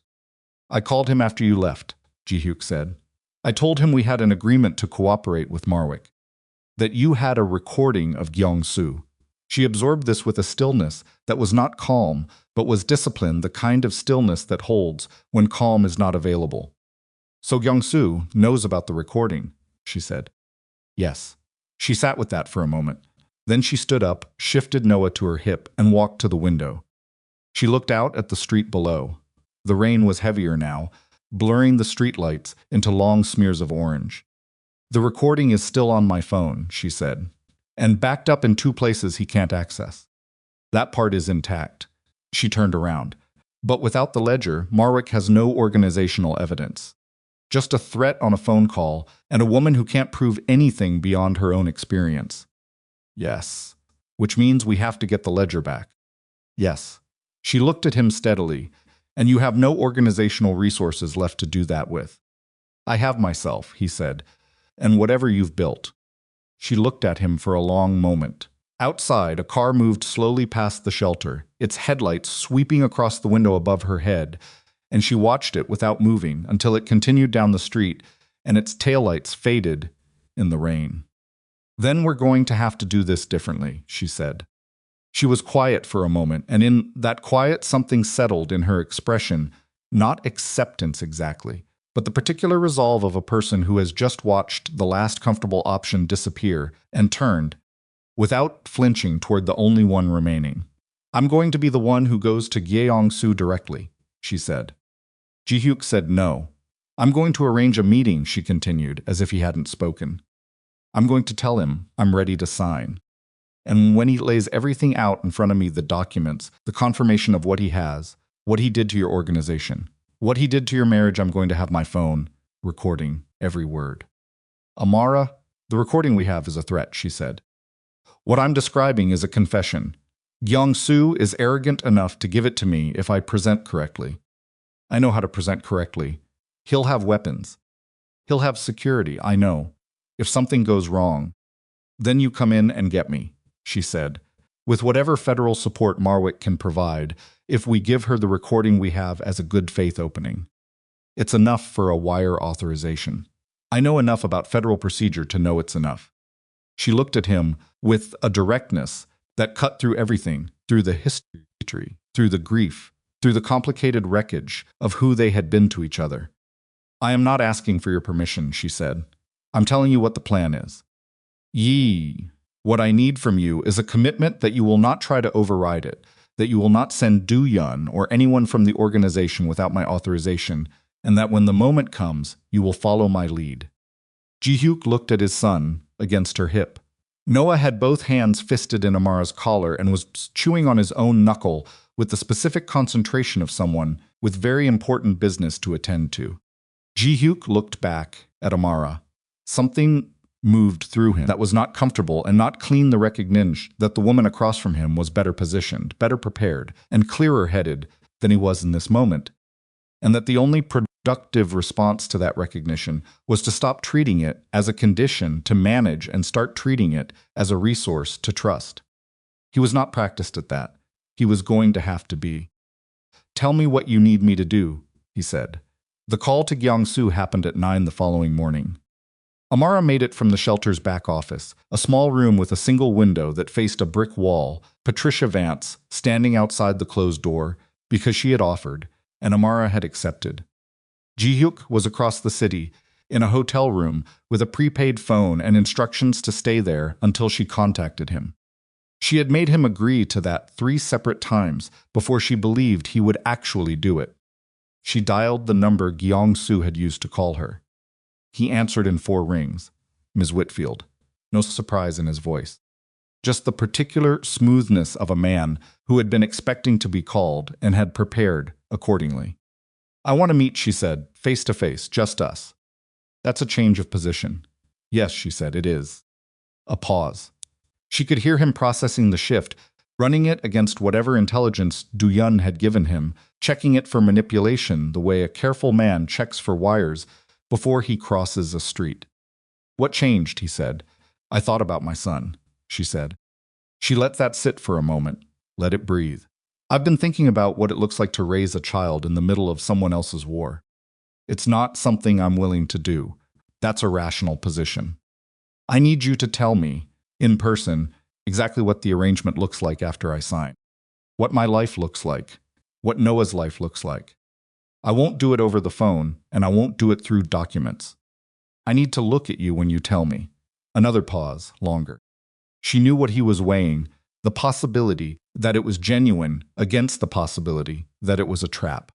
She also knew what would tip the balance, his own confidence in his position. Men like Gyeongsu were not immune to the seduction of a room where they held all the cards, where someone was coming to them to negotiate from weakness. She had spent 30 seconds engineering exactly that seduction before she dialed. There's an abandoned ferry terminal on the Sound, he said. Puget Ferry Depot south of the main port. Tonight at 9. I'll be there, she said. Come alone. Yes, she said. She ended the call. She sat for a moment with the phone in her hand, her breathing even, her pulse at a rate that was elevated but not uncontrolled. She had expected the adrenaline response. She had not expected how clean it would feel, the particular clarity that arrives when the planning phase ends and the doing phase begins, when there's nothing left between you and the outcome but the quality of your own nerve. She opened the door. Patricia Vance looked at her face and said, Okay? Working on it, Amara said. She called Ji-hyuk. He picked up before the first ring finished. She told him the location and the time and what she needed from him. She told him to contact Marwick through whatever channel Do-yun had established. She had to assume that channel was still operational since Gyeongsu had not mentioned Marwick directly, which suggested Do-yun had given him some information, but not all of it. Give Marwick the recording of Gyeongsu's threat, she said. Tell her it's the opening of a larger package that will be available by midnight tonight. Tell her I'll need a wire authorization and I'll need federal presence at the ferry terminal positioned before 8:30. Not inside-outside perimeter with authorization to enter on my signal. What's the signal? I'll tell Marwick directly. I'll call her myself. Get me her number. Amara, if he searches you, I've thought about that, she said. And the recording device won't be on my body, she said. It'll be on Noah's bag. A silence. He's not going to be there, she said quickly. Noah stays here with Vance. But Jeong-soo doesn't know what my diaper bag looks like. I'll tell him I had trouble finding childcare on short notice. The bag is just what I had with me. Nobody searches a diaper bag. It's 3 inches of folded cotton and baby wipes. You've tested the audio range? The device has a 40-foot radius. The terminal is enclosed. It'll work. Ji-hyuk was quiet for 3 seconds. I don't like this, I know. There are 4 men minimum. Plus Seala if she's there. Jeong-soo will be armed. I know that too. If something goes sideways before the federal team can. Ji-hyuk. She said his name not sharply but firmly, the way you say someone's name when you need them to hear you, rather than their own fear. You told me you would follow my lead. I need you to do that now. Not as a courtesy, as the actual plan, a long beat. What do you need me to do tonight? He said. Get to the terminal early. An hour before me. Find a position inside that Jeong-soo's security sweep won't cover. The building is old. There'll be secondary access points. Do-yeon would know the ones worth using. I can't use Do-yeon. No, she said. But you know how he thinks. Use that. He absorbed this. And when the federal team moves, you move with them. Not before. Not independently. With them. If he puts a weapon on you, then you'll have the specific restraint not to do something that ends with you in a federal cell before the night is over, she said. 'Cause I need you present and functional after tonight. Noah needs that. Do you understand? The silence this time was the specific silence of a man winning a fight against himself. Yes, he said. Get me Marik's number, she said. I'll call her in the next hour. She ended the call and looked at the brick wall outside the window for a moment. Then she went to find Vance and tell her she needed to leave Noah overnight. The call with Helen Marwick lasted 22 minutes. Marwick was 51 years old and had been building the Kwan Meridian case for 2 years, and she listened to Amara's recorded evidence of Jeong-soo's threat with the focused attention of someone who is very good at her job and very careful about what she agrees to in advance of having the full picture. She asked 7 specific questions. Amara answered all 7 completely. At the end, Marwick was quiet for approximately 10 seconds. You understand that your cooperation tonight doesn't guarantee any particular outcome for your husband, Marwick said. I understand that, Amara said. And you're doing this anyway. The man threatened my son, Amara said. Yes, I'm doing this anyway. Another pause. The wire authorization will be approved within the hour. I'll have a 6-person team positioned at the terminal perimeter by 8. You understand the signal protocol. I understand it. If at any point you feel the situation is unsafe, I'll know when to signal, Amara said. I need time to get what I need first. Give me that time. Marwick's voice was even. How much time? However long it takes him to be honest with me, she said. He won't be able to help himself. She heard something in Marwick's exhale that might have been the compressed equivalent of a grim, reluctant respect. We'll be at the perimeter at 8:15, Marwick said. Thank you, Amara said. She spent the afternoon doing 3 things: reviewing the corporate documents she had brought in her laptop bag, eating the sandwich Vance brought her because she understood she needed fuel regardless of appetite, and sitting for 45 minutes in a chair in the corner of the room where Noah was sleeping, watching him breathe, memorizing the exact weight of his face in this moment, the way you memorize things you're afraid you might need to carry later. He slept with his mouth slightly open, his fingers curled and uncurled against the mattress in some interior rhythm. She put her hand over his back and felt his breathing. You're going to be fine, she told him quietly. Whatever happens tonight. You're already fine. She left the shelter at 7:45. The ferry terminal was 12 minutes away by cab, and she took a circuitous route that added 20 minutes. Sprinter?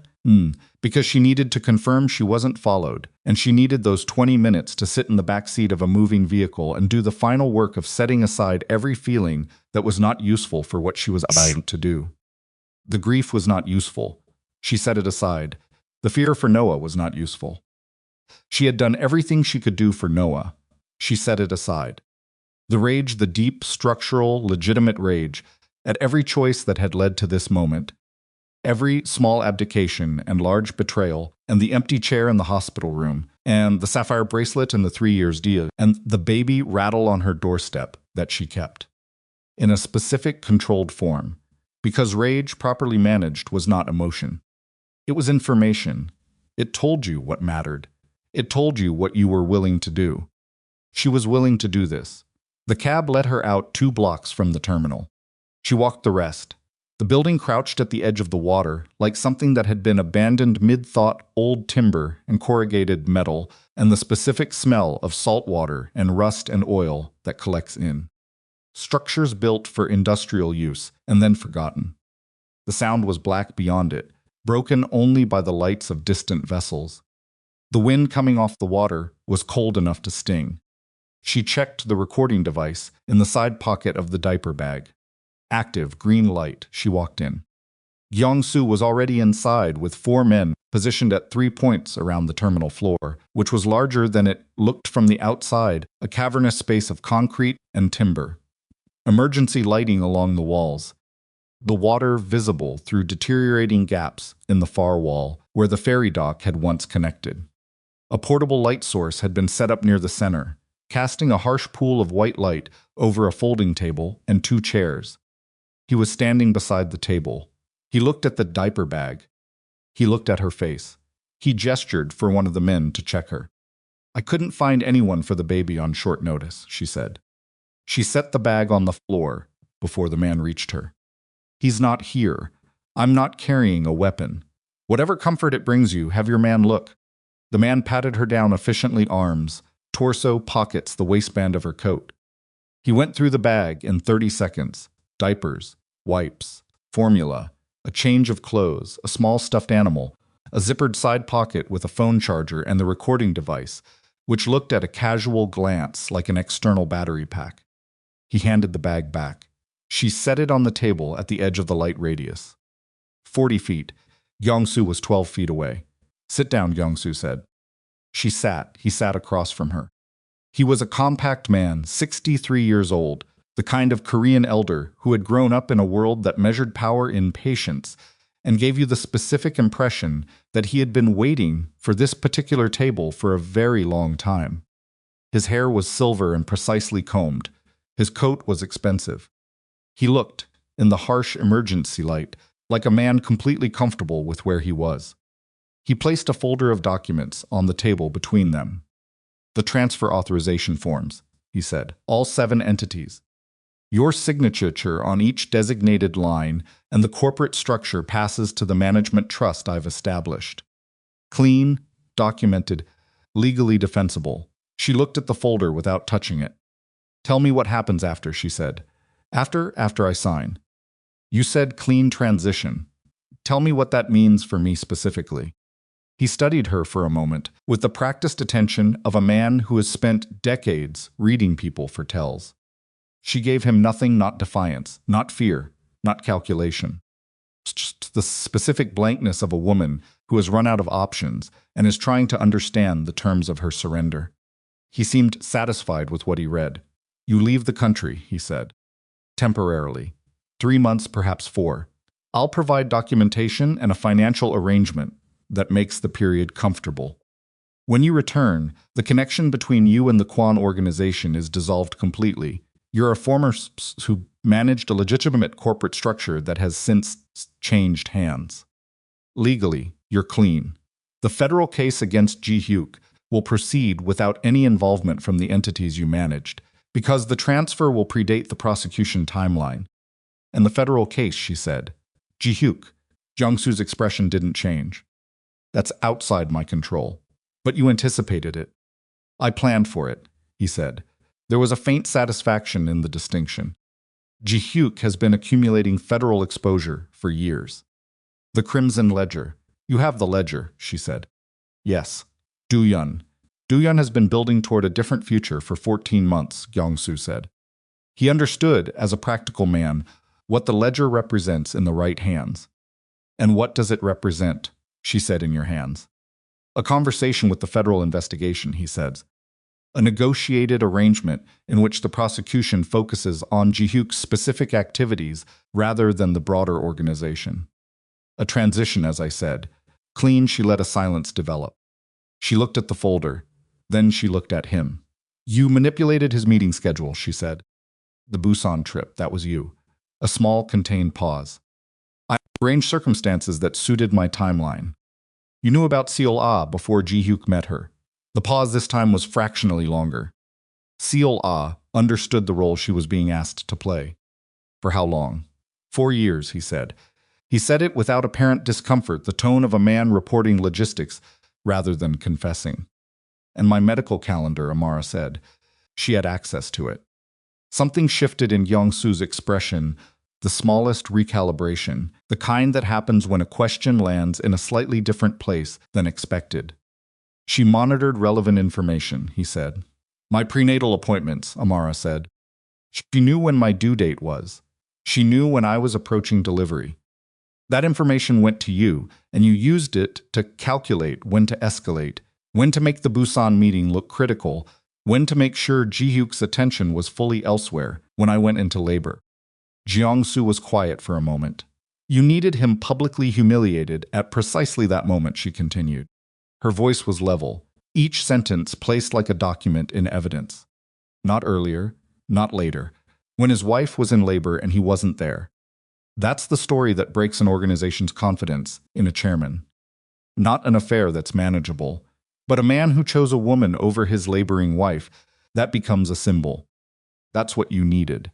Jeong-soo looked at her with an expression that had moved, subtly, from controlled authority into something closer to genuine attention.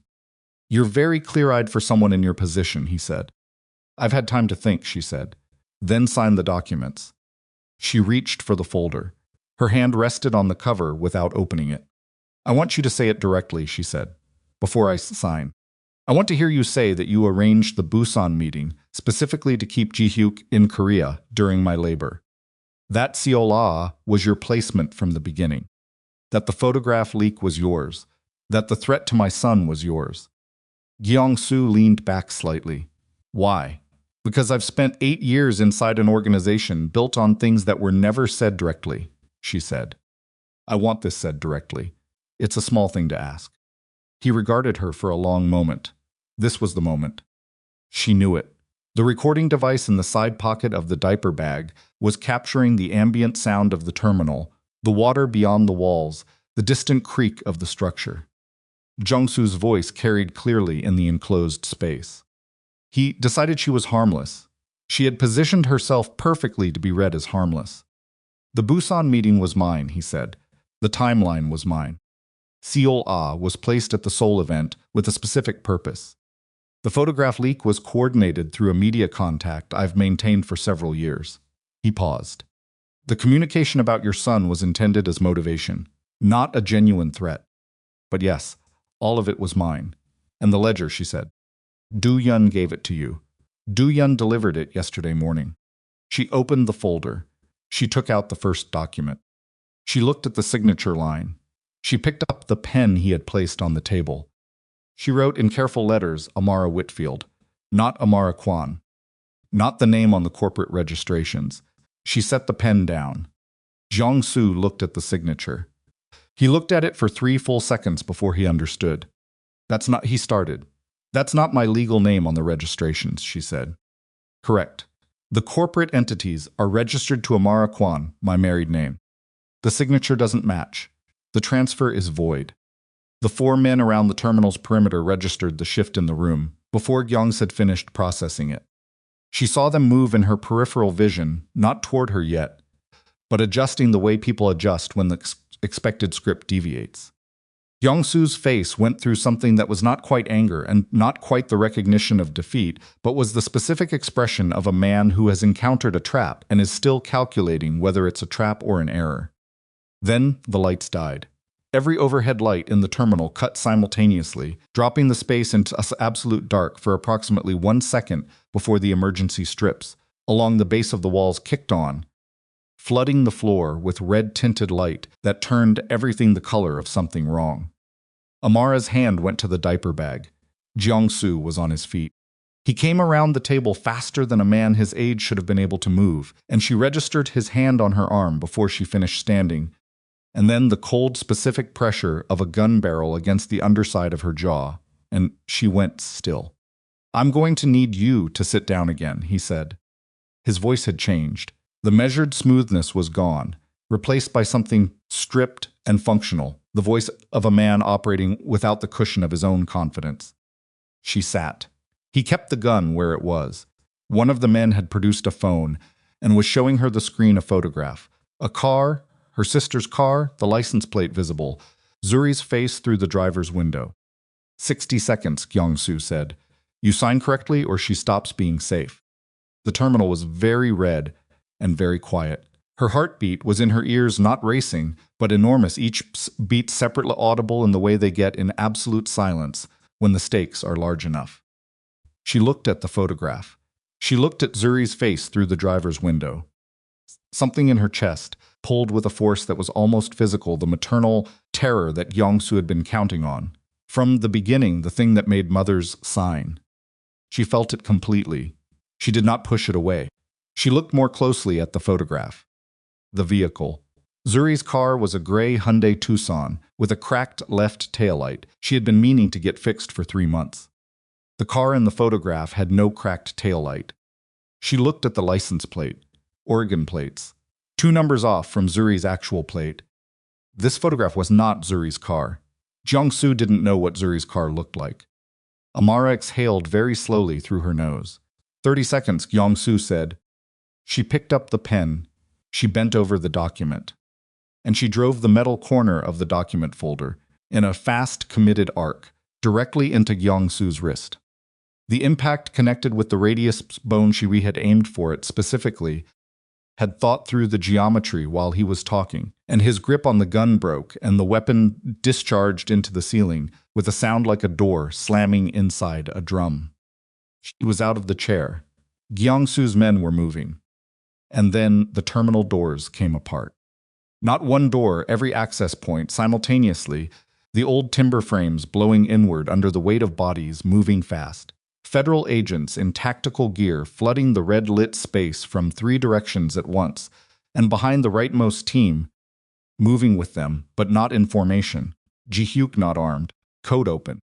Moving toward Amara with the specific directional focus of a man who has been holding himself at a fixed position for 90 minutes and is now moving at the first moment he was authorized to move.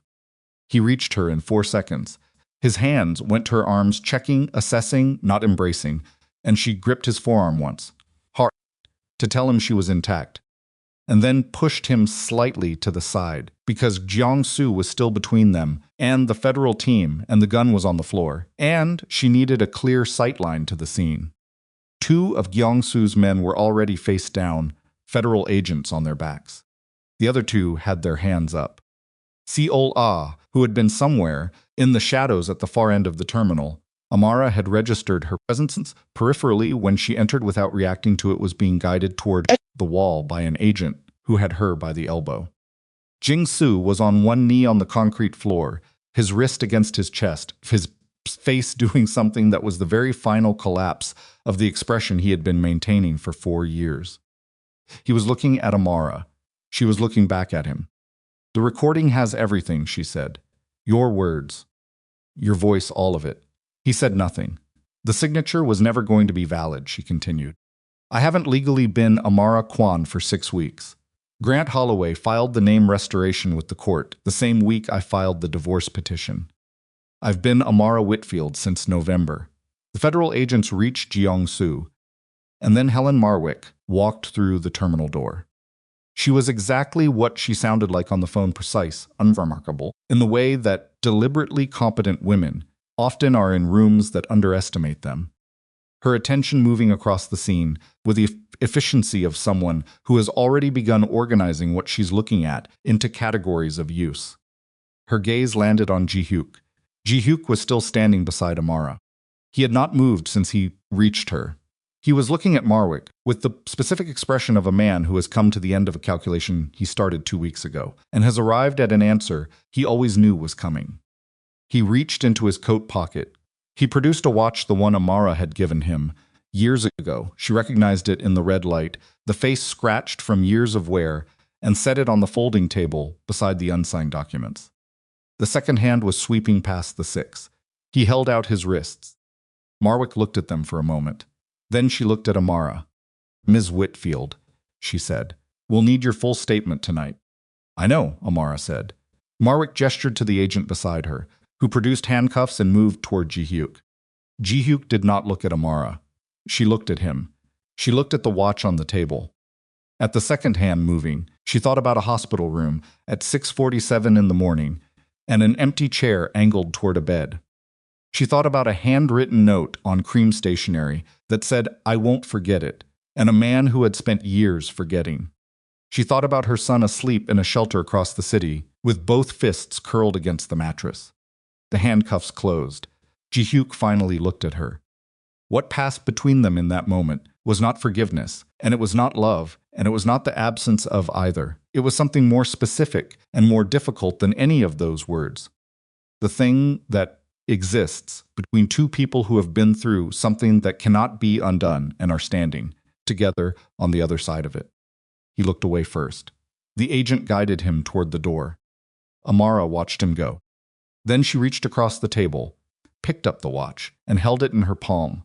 For a moment, the glass faced cold, the second hand still moving, with the indifferent precision of a mechanism that doesn't know anything has changed. She set it back down. She turned to Marwick. "Where do you need me?" she said. The statement took 4 hours. Amara sat across from Helen Marwick, in a federal building conference room that smelled like recycled air and old tall coffee, and she went through everything from the beginning, not just the terminal, not just the recording, but all of it, in the sequential, documented order that Marwick needed and that Amara was able to provide, because she had been keeping records since the night she found the photograph from Jeju Island. The blue notebook, the digital backups, splitting. The corporate documentation she had maintained with the precision of someone who always suspected she might need to account for every decision she had made inside a structure she hadn't fully controlled. Grant Holloway arrived at midnight and sat beside her for the second half. Marwick's team was thorough and professional and asked questions that occasionally landed in places that were genuinely painful, not because they were unkind, but because the truth, fully told, required her to account for things she had known and chosen not to act on. Moments where she had seen something and interpreted it charitably when the less comfortable interpretation was also the more accurate one. She did not soften those parts. When Marwick asked her, directly, "At what point were you aware that the legitimate corporate structure might be functioning as insulation for criminal proceeds?" She gave the exact date and the exact circumstances, and she watched Marwick write it down, and she did not flinch. Grant touched her arm once lightly when she got to the section about the affair. She acknowledged it and kept going. At 4 in the morning, Marwick put down her pen. "You understand that your cooperation tonight, combined with the documentation you've provided, substantially strengthens the prosecution's position," she said. "I know," Amara said. "There may be additional sessions. Additional questions. I'll make myself available." Marwick looked at her for a moment with the specific attention of someone who has spent a career reading people under pressure. "You did something tonight that required considerable nerve," she said. "I want you to know that it was observed." Amara looked at the empty coffee cup in front of her. "I need to ask about my husband," she said, "my former husband. He's in federal custody. I know that. I need to know what his cooperation, the decision, to approach your office, to inventory the ledger, to come to the terminal tonight with federal authorization. I need to know whether that carries any weight." Marwick was careful. Cooperation is always a factor in federal sentencing discussions. The specifics depend on the extent and quality of the information provided. She paused. "He came to us with the preliminary contact 2 days ago. The ledger, even though Gyeong-soo took possession of it, was something Ji-hyuk agreed to hand over. We have that agreement documented. Do-yeon's betrayal complicated the execution, but Ji-hyuk's intent to cooperate was established before the terminal. That matters. How much does it matter?" "Enough to make a difference," Marwick said. "Not enough to make it disappear." Amara nodded. She had known that. She had needed to hear it said. She picked up her coat and her bag and walked out of the federal building into the cold before dawn air of Seattle, and she stood on the sidewalk for a moment, just breathing, the cold coming off the sound from somewhere she couldn't see, and she thought about nothing specific. Just stood there, just breathed. Grant appeared beside her.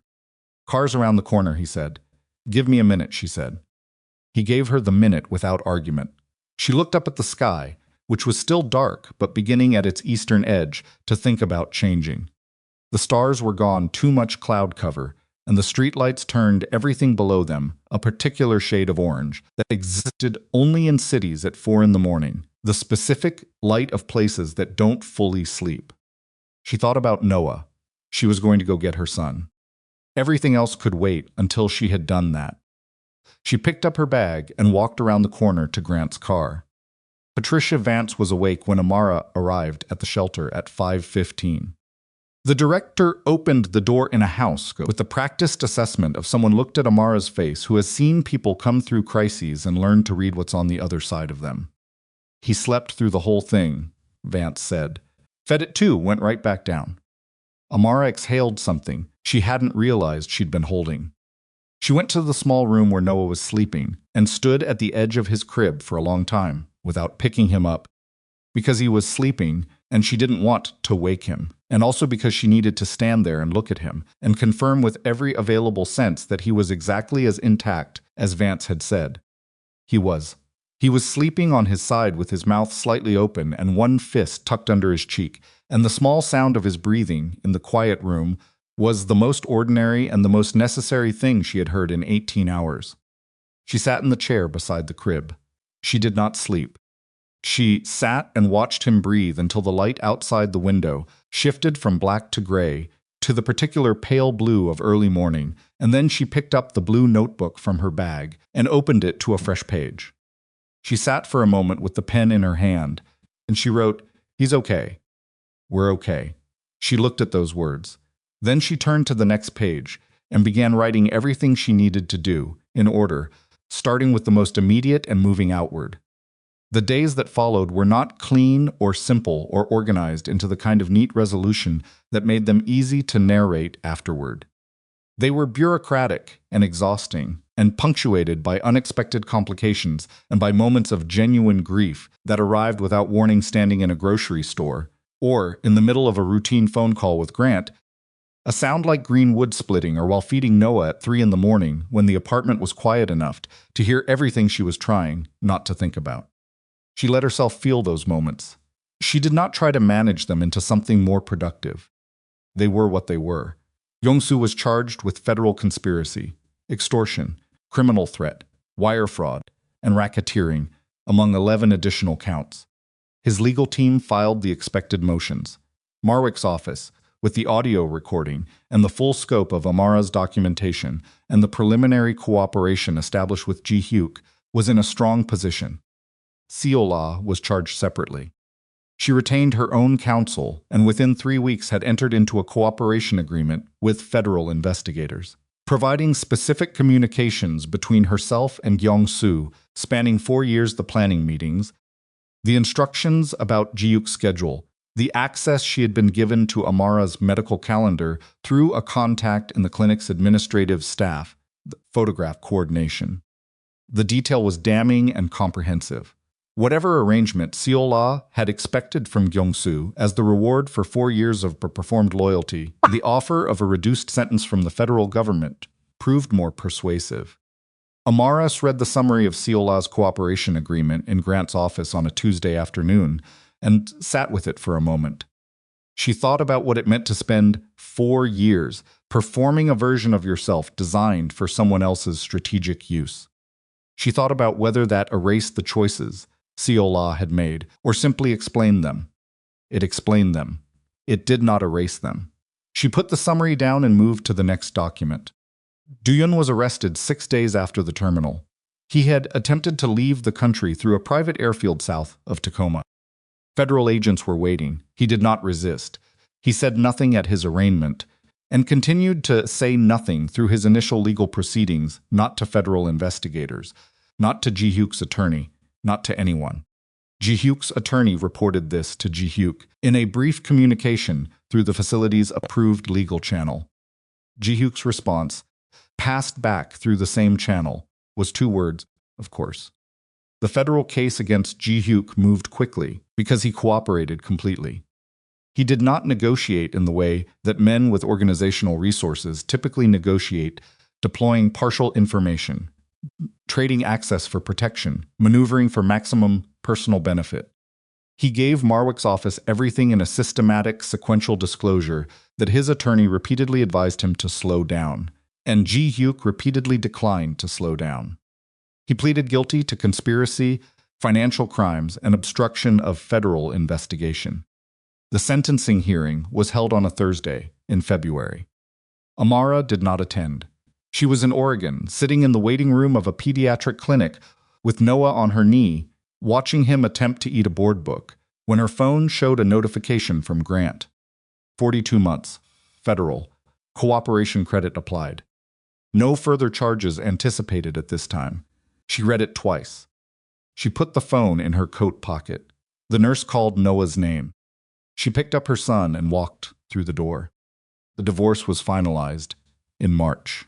The agreement had been drafted in the weeks following the terminal, with Grant and Ji-hyuk's attorney working through the specifics of custody, the corporate entities, the financial settlement, and the conditions under which Ji-hyuk would have contact with Noah after his release. Ji-hyuk signed without objection on every point. His attorney had flagged 2 provisions as potentially disadvantageous to his client. Ji-hyuk had told him to sign anyway. Full custody to Amara. Supervised contact with Noah once per month by video call, once he demonstrated consistent cooperation with federal oversight and counseling requirements.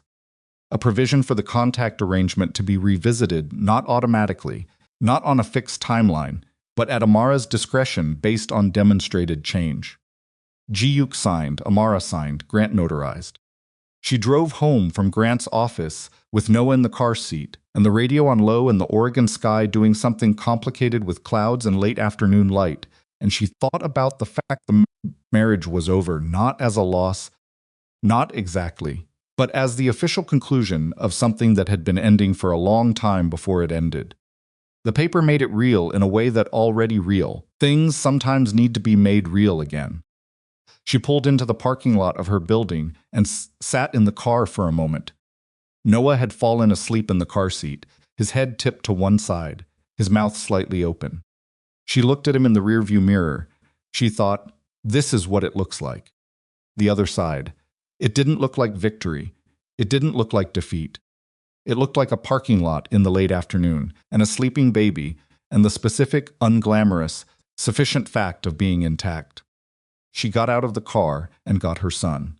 She established her consulting practice in April, working out of a converted second bedroom in the Oregon apartment with a desk she had bought at a secondhand furniture store and a secondhand chair and a filing system she built herself out of cardboard boxes and labeled with a marker she found in the kitchen drawer. The work was real. She had 2 clients within the first month, both referrals from people she had worked with before the marriage. People who knew her competence independent of anything the Kwon name had attached to it. The work was harder than it had been inside the Kwon corporate structure, where resources were abundant and access was automatic. She worked longer hours for less money and managed every aspect of the business herself, and sometimes stayed up until midnight on a Tuesday doing things that would have taken an assistant 20 minutes inside the old life. She did not miss the old life. She missed occasionally the version of herself that had existed before she understood what she was inside of. That woman had been sharper in some ways, more contained, more confident in the reliability of her own read on a situation.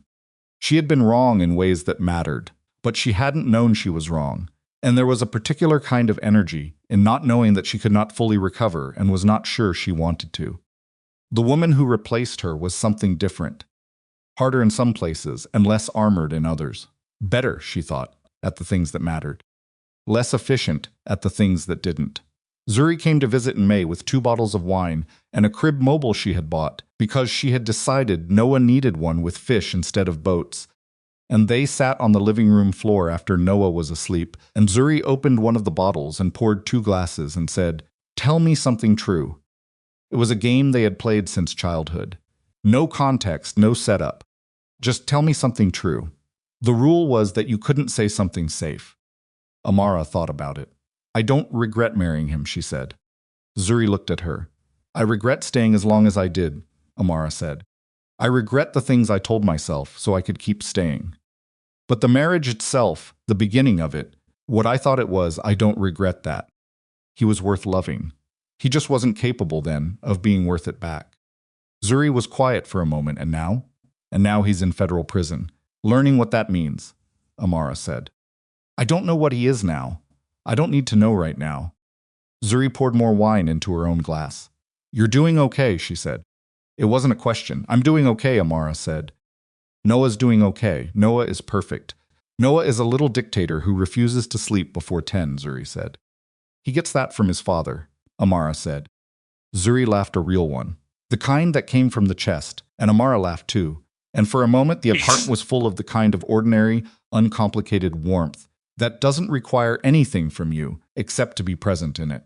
The first video call between Ji-hyuk and Noah happened in June. Amara set up the laptop on the coffee table and put Noah in his bouncer in front of it and sat off to the side, out of frame, visible to Noah but not to the camera. She had thought carefully about where to position herself, present enough to intervene if Noah was distressed, absent enough to give them the space that the call was supposed to create. Noah was 5 months old. He was not going to understand what was happening. Amara understood that. But she also understood that the conditions you establish early become the foundations that everything else is built on. And she wanted the foundation of this relationship to be that Noah had access to both of his parents, in whatever form that access could take, and that the access was not contingent on Amara's feelings about Ji-hyuk or Ji-hyuk's feelings about anything.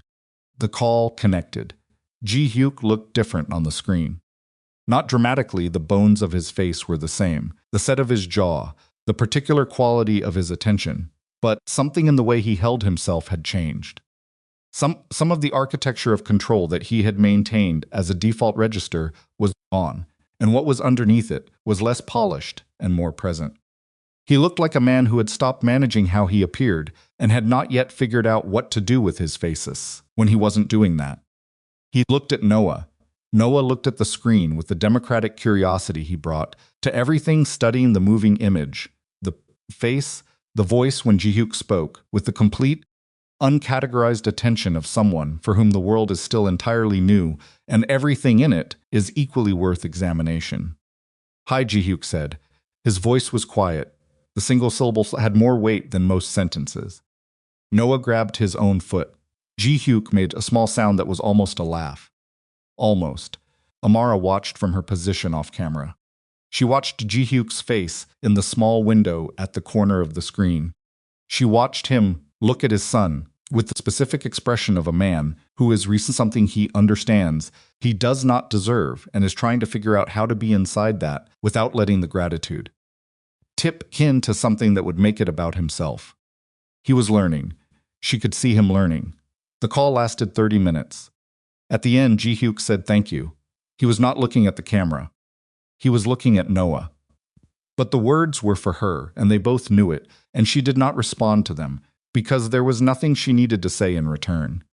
The call itself was the response. She closed the laptop. Noah looked at where the screen had been with mild puzzlement, then redirected his attention to his foot. She sat for a moment in the quiet apartment.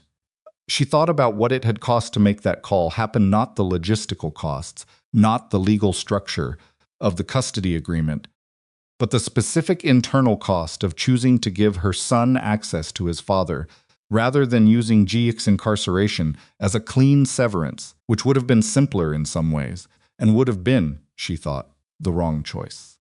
It was the wrong game choice for Noah. It was possibly also, she allowed herself to think, something else. Not for Ji-hyuk, not as forgiveness or as a reopened door, but as a statement about what kind of woman she intended to be, what kind of decisions she intended to make going forward, not the decisions that were easiest or that required the least from her, but the ones that she could look at 20 years from now and recognize as having been made from her best self rather than her most damaged one. She picked Noah up from the bouncer.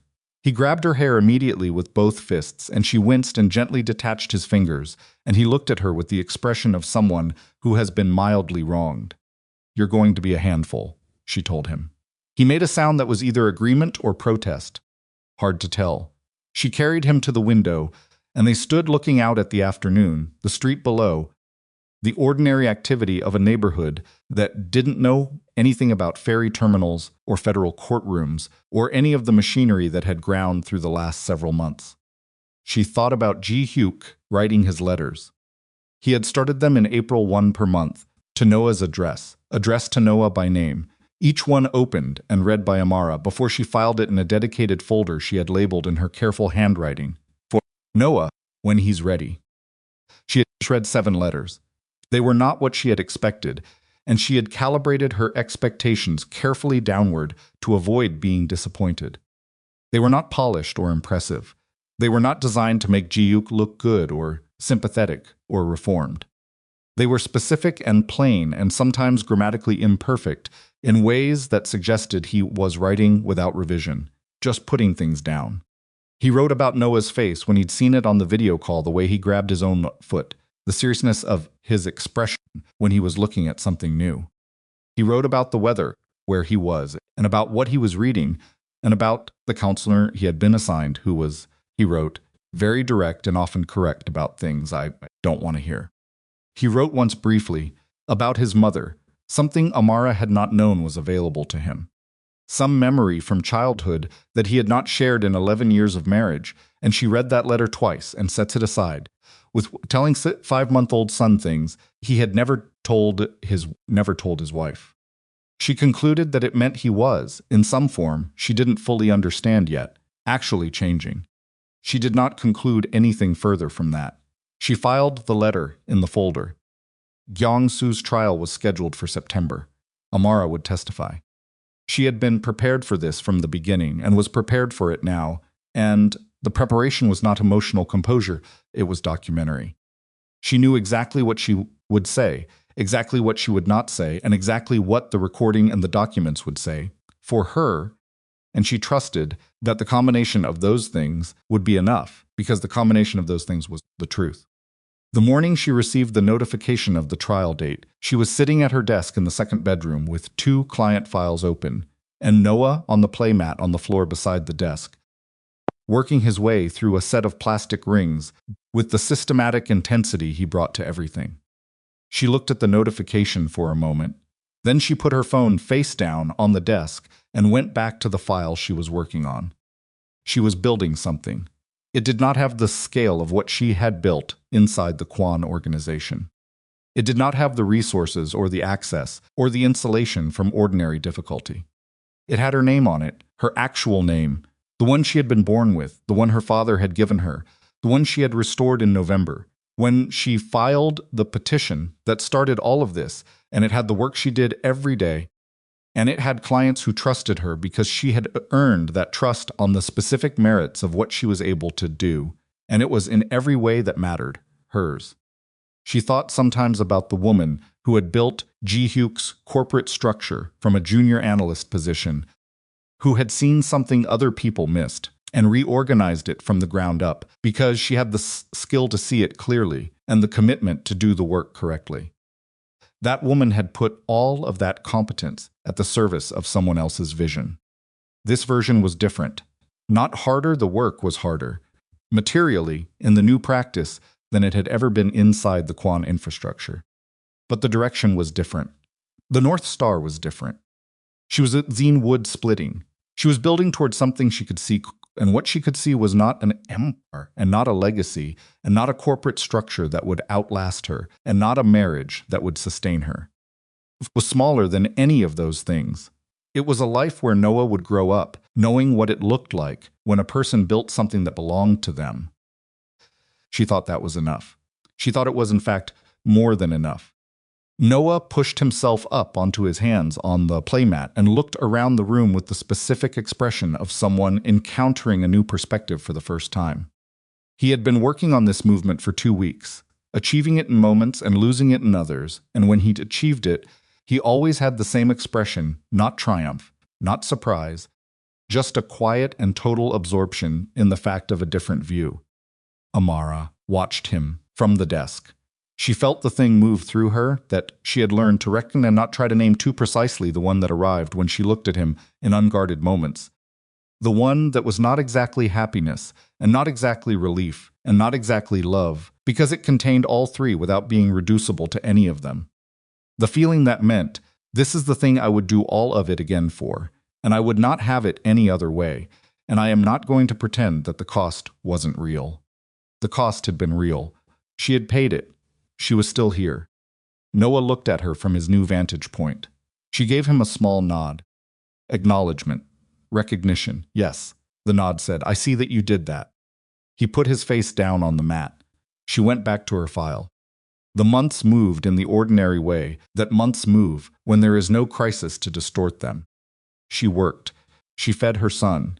She argued with Zuri about recipe choices when Zuri came to visit and cooked things that were objectively better than what Amara would have made and said nothing humble about it.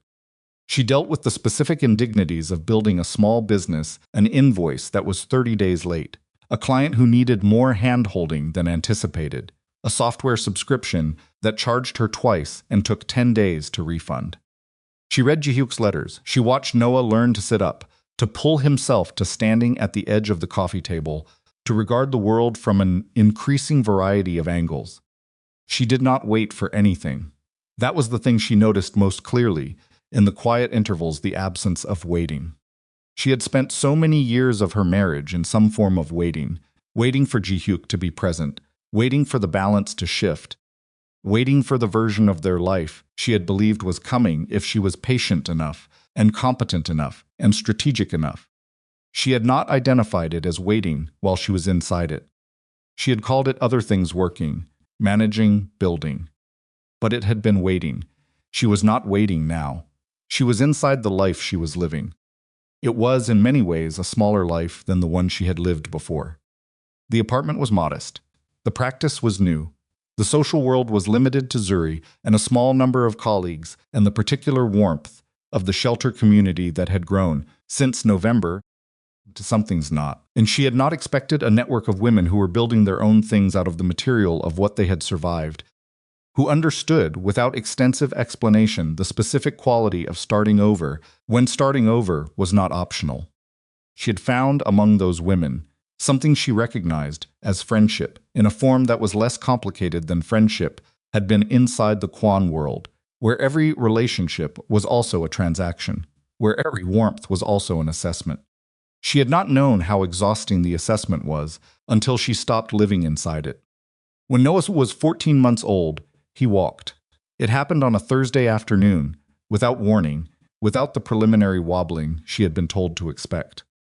He simply stood up from the floor where he had been sitting with a set of stacking cups in, and put one in front of the other across the kitchen with the absolute confidence of a creature who had decided that the time for this was now. He made it 5 steps before he sat back down. He looked at the stacking cups. He looked at Amara, who was standing at the kitchen counter with both hands flat at the surface, and the expression of someone who's just witnessed something they were not prepared for, even though they had been waiting for it. He looked like he was considering whether the event had been worth remarking on. He picked up a stacking cup. Amara put her face in her hands for approximately 3 seconds.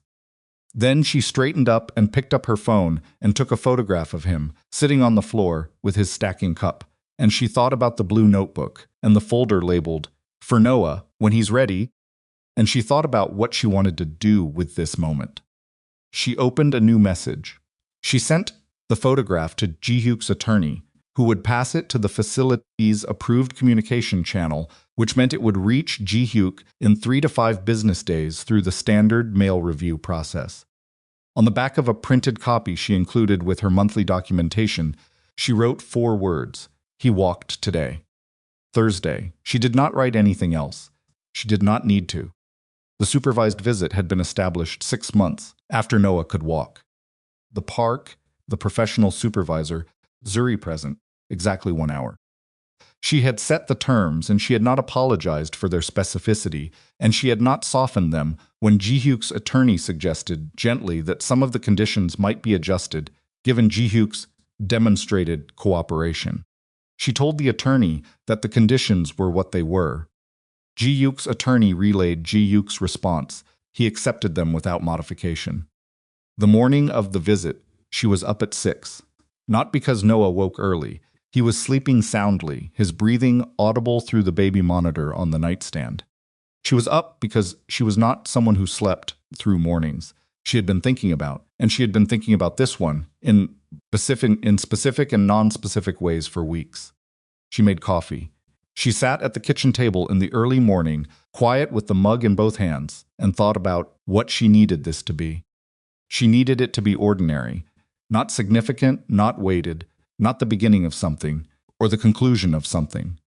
Just an hour in a park with a 3-year-old, and his father, the particular ordinary awkwardness of two people who had been through something enormous together, trying to figure out how to be in the same space without. That enormity crushing everything else in the room. She needed it to be ordinary because Noah needed it to be ordinary. Because the first thing Noah would learn about his father was going to come from the quality of this hour, from the way it felt, from whether it was something he could file away under normal, or something he would carry as complicated and fraught and requiring explanation. She wanted him to file it under normal. She showered. She dressed Noah in the clothes she had laid out the night before, ordinary clothes, the outfit she would have chosen for any park visit, not his best things, not a performance of domesticity. She braided her hair the way she did on weekdays. She did not think too much about what she was wearing. They left the apartment at 9:40. She had timed the route twice in the preceding week. 14 minutes on foot, which meant they would arrive close to 10. She had told Ji-hyuk 10 o'clock. She had not told him where she would be coming from or which direction she would approach from, because those details were not his business, and she was still, even now, in the habit of keeping certain information specific to herself. The park was along the river. Old trees, a wide path, a playground on the eastern end. She had chosen it because it was public and open, and because she knew it well, had taken Noah there on many ordinary Saturdays, knew which benches were in the sun in the morning, which paths had the smoothest surface for a running toddler, and where the nearest public restroom was, and where the parking lot was positioned relative to the exits. She always chose terrain she knew. She rounded the bend in the path at 9:58 and saw him. He was sitting on a bench near the playground, both hands on his knees, wearing a plain dark jacket and ordinary clothes, and nothing that looked like money or intention. No gifts, no flowers, nothing in his hands. He was sitting exactly where she had expected him to be, and he was early. She could see from the set of his shoulders that he had been sitting there for some time, which meant he had been early enough to arrive and settle and wait without the particular nervous energy of someone who had just gotten there. Noah, who had been walking at her side with her hand in both of his, stopped. He looked at the man on the bench. Ji-hyuk had not looked up yet. He was watching the ground, or the path, or the middle distance, the posture of a man managing himself carefully, waiting without allowing the waiting to tip into searching. "That's your dad," Amara said quietly. Noah said daddy, with the specific matter-of-fact pronunciation of a toddler who has been told a word and practiced it without context, and is now applying it to its referent for the first time. Ji-hyuk looked up. He saw Noah first, then Amara and Zuri beside her, and the supervisor a few feet back. He looked at his son. Noah let go of Amara's hand. He covered the distance to the bench in the running, not quite running gait of a 3-year-old who has decided to go somewhere with absolute certainty, arms wide, body forward, the movement of a person for whom no calculation about this moment had been necessary. Ji-hyuk came off the bench and dropped to one knee on the path, and Noah crashed into him. And Ji-hyuk's arms came up around his son, and he held on with the specific quality of someone holding something they did not trust themselves to hold too tightly, because tightly was not what was needed. Amara stopped walking. She watched. Ji-hyuk's face above Noah's shoulder was turned slightly away from her, and she could see only part of it, the jaw, the line of his cheekbone, the way his eyes were closed for 3 seconds before he opened them and looked at the top of his son's head. He looked at his son's head, the way you look at a thing when you are trying to memorize it. Zuri reached Amara's side and stood beside her without speaking. They watched Ji-hyuk pick Noah up and stand. Noah immediately grabbed his collar with both fists and said something that Amara couldn't hear from this distance. something with great conviction and unclear consonants, and Ji-hyuk listened to it with the complete attention of a man receiving a very important communication. He laughed. It was a real one. She heard it from where she was standing, saw it in the way his whole face changed, the kind of laugh that happens when something catches you off guard in the most uncomplicated possible way, when joy arrives without warning and before you can manage it. She had not heard that sound in a very long time. Zuri said quietly, "You okay?" "Yes," Amara said. And she was. Not in the sense of everything being resolved or comfortable or without remainder. In the sense of being exactly where she was, feeling exactly what she was feeling, not trying to be further along than she actually was. The hour passed the way. Good hours pass faster than you want them to, and at the right speed anyway. Noah commandeered Ji-hyuk for the swings, for the climbing structure, for a long and apparently essential examination of a stick he found near the tree line. Ji-hyuk went where Noah led him. He did not check his phone. He did not talk to Amara or to Zuri or to the supervisor. He gave his son the hour with both hands, nothing withheld. Amara sat on the bench. Ji-hyuk had vacated and watched. She thought about the note on cream stationery. "I won't forget it." She thought about the empty chair. She thought about the sapphire bracelet on the counter and the two words that had cost more than anything else. Not yet. She thought about all of that, and then she let it exist in the same space as what she was watching, without trying to resolve the contradiction, without requiring that one of them cancel the other out. They were both true. They would both remain true. The man who had not come and the man who was here were the same man, and the question of what you did with that, how you held both of those things without letting either one of them be the only one that was not a question with a clean answer. She sat with it. At the end of the hour, the supervisor indicated the time. Noah looked at Ji-hyuk with the expressions of someone who has received important information and is deciding what to do with it. "Come back," Noah said. Ji-hyuk crouched down to eye level. He did not say yes immediately. She saw the pause the moment, where a different version of him would have said yes without checking, would have made the promise because it was the thing the moment was asking for, and because saying yes felt better than not saying it. He looked toward Amara. She gave him the small nod. "Next Saturday," he said to Noah. 10 o'clock. Same park. 10 o'clock, Noah confirmed, with great seriousness. He turned and ran back toward Amara without was appropriate, which was what 3-year-olds did, which was as it should be. Ji-hyuk stood up. He looked at her. She looked at him. There were a great many things between them, years of them, the full accumulated weight, and none of those things were going to be addressed in this moment, which was exactly right, which was what this moment was for. "He's remarkable," Ji-hyuk said. "I know," she said. A pause.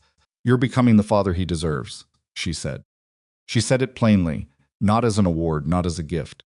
As an observation of something she had seen in the last hour and considered accurate. Ji-hyuk looked at her for a moment. "That's not forgiveness," he said.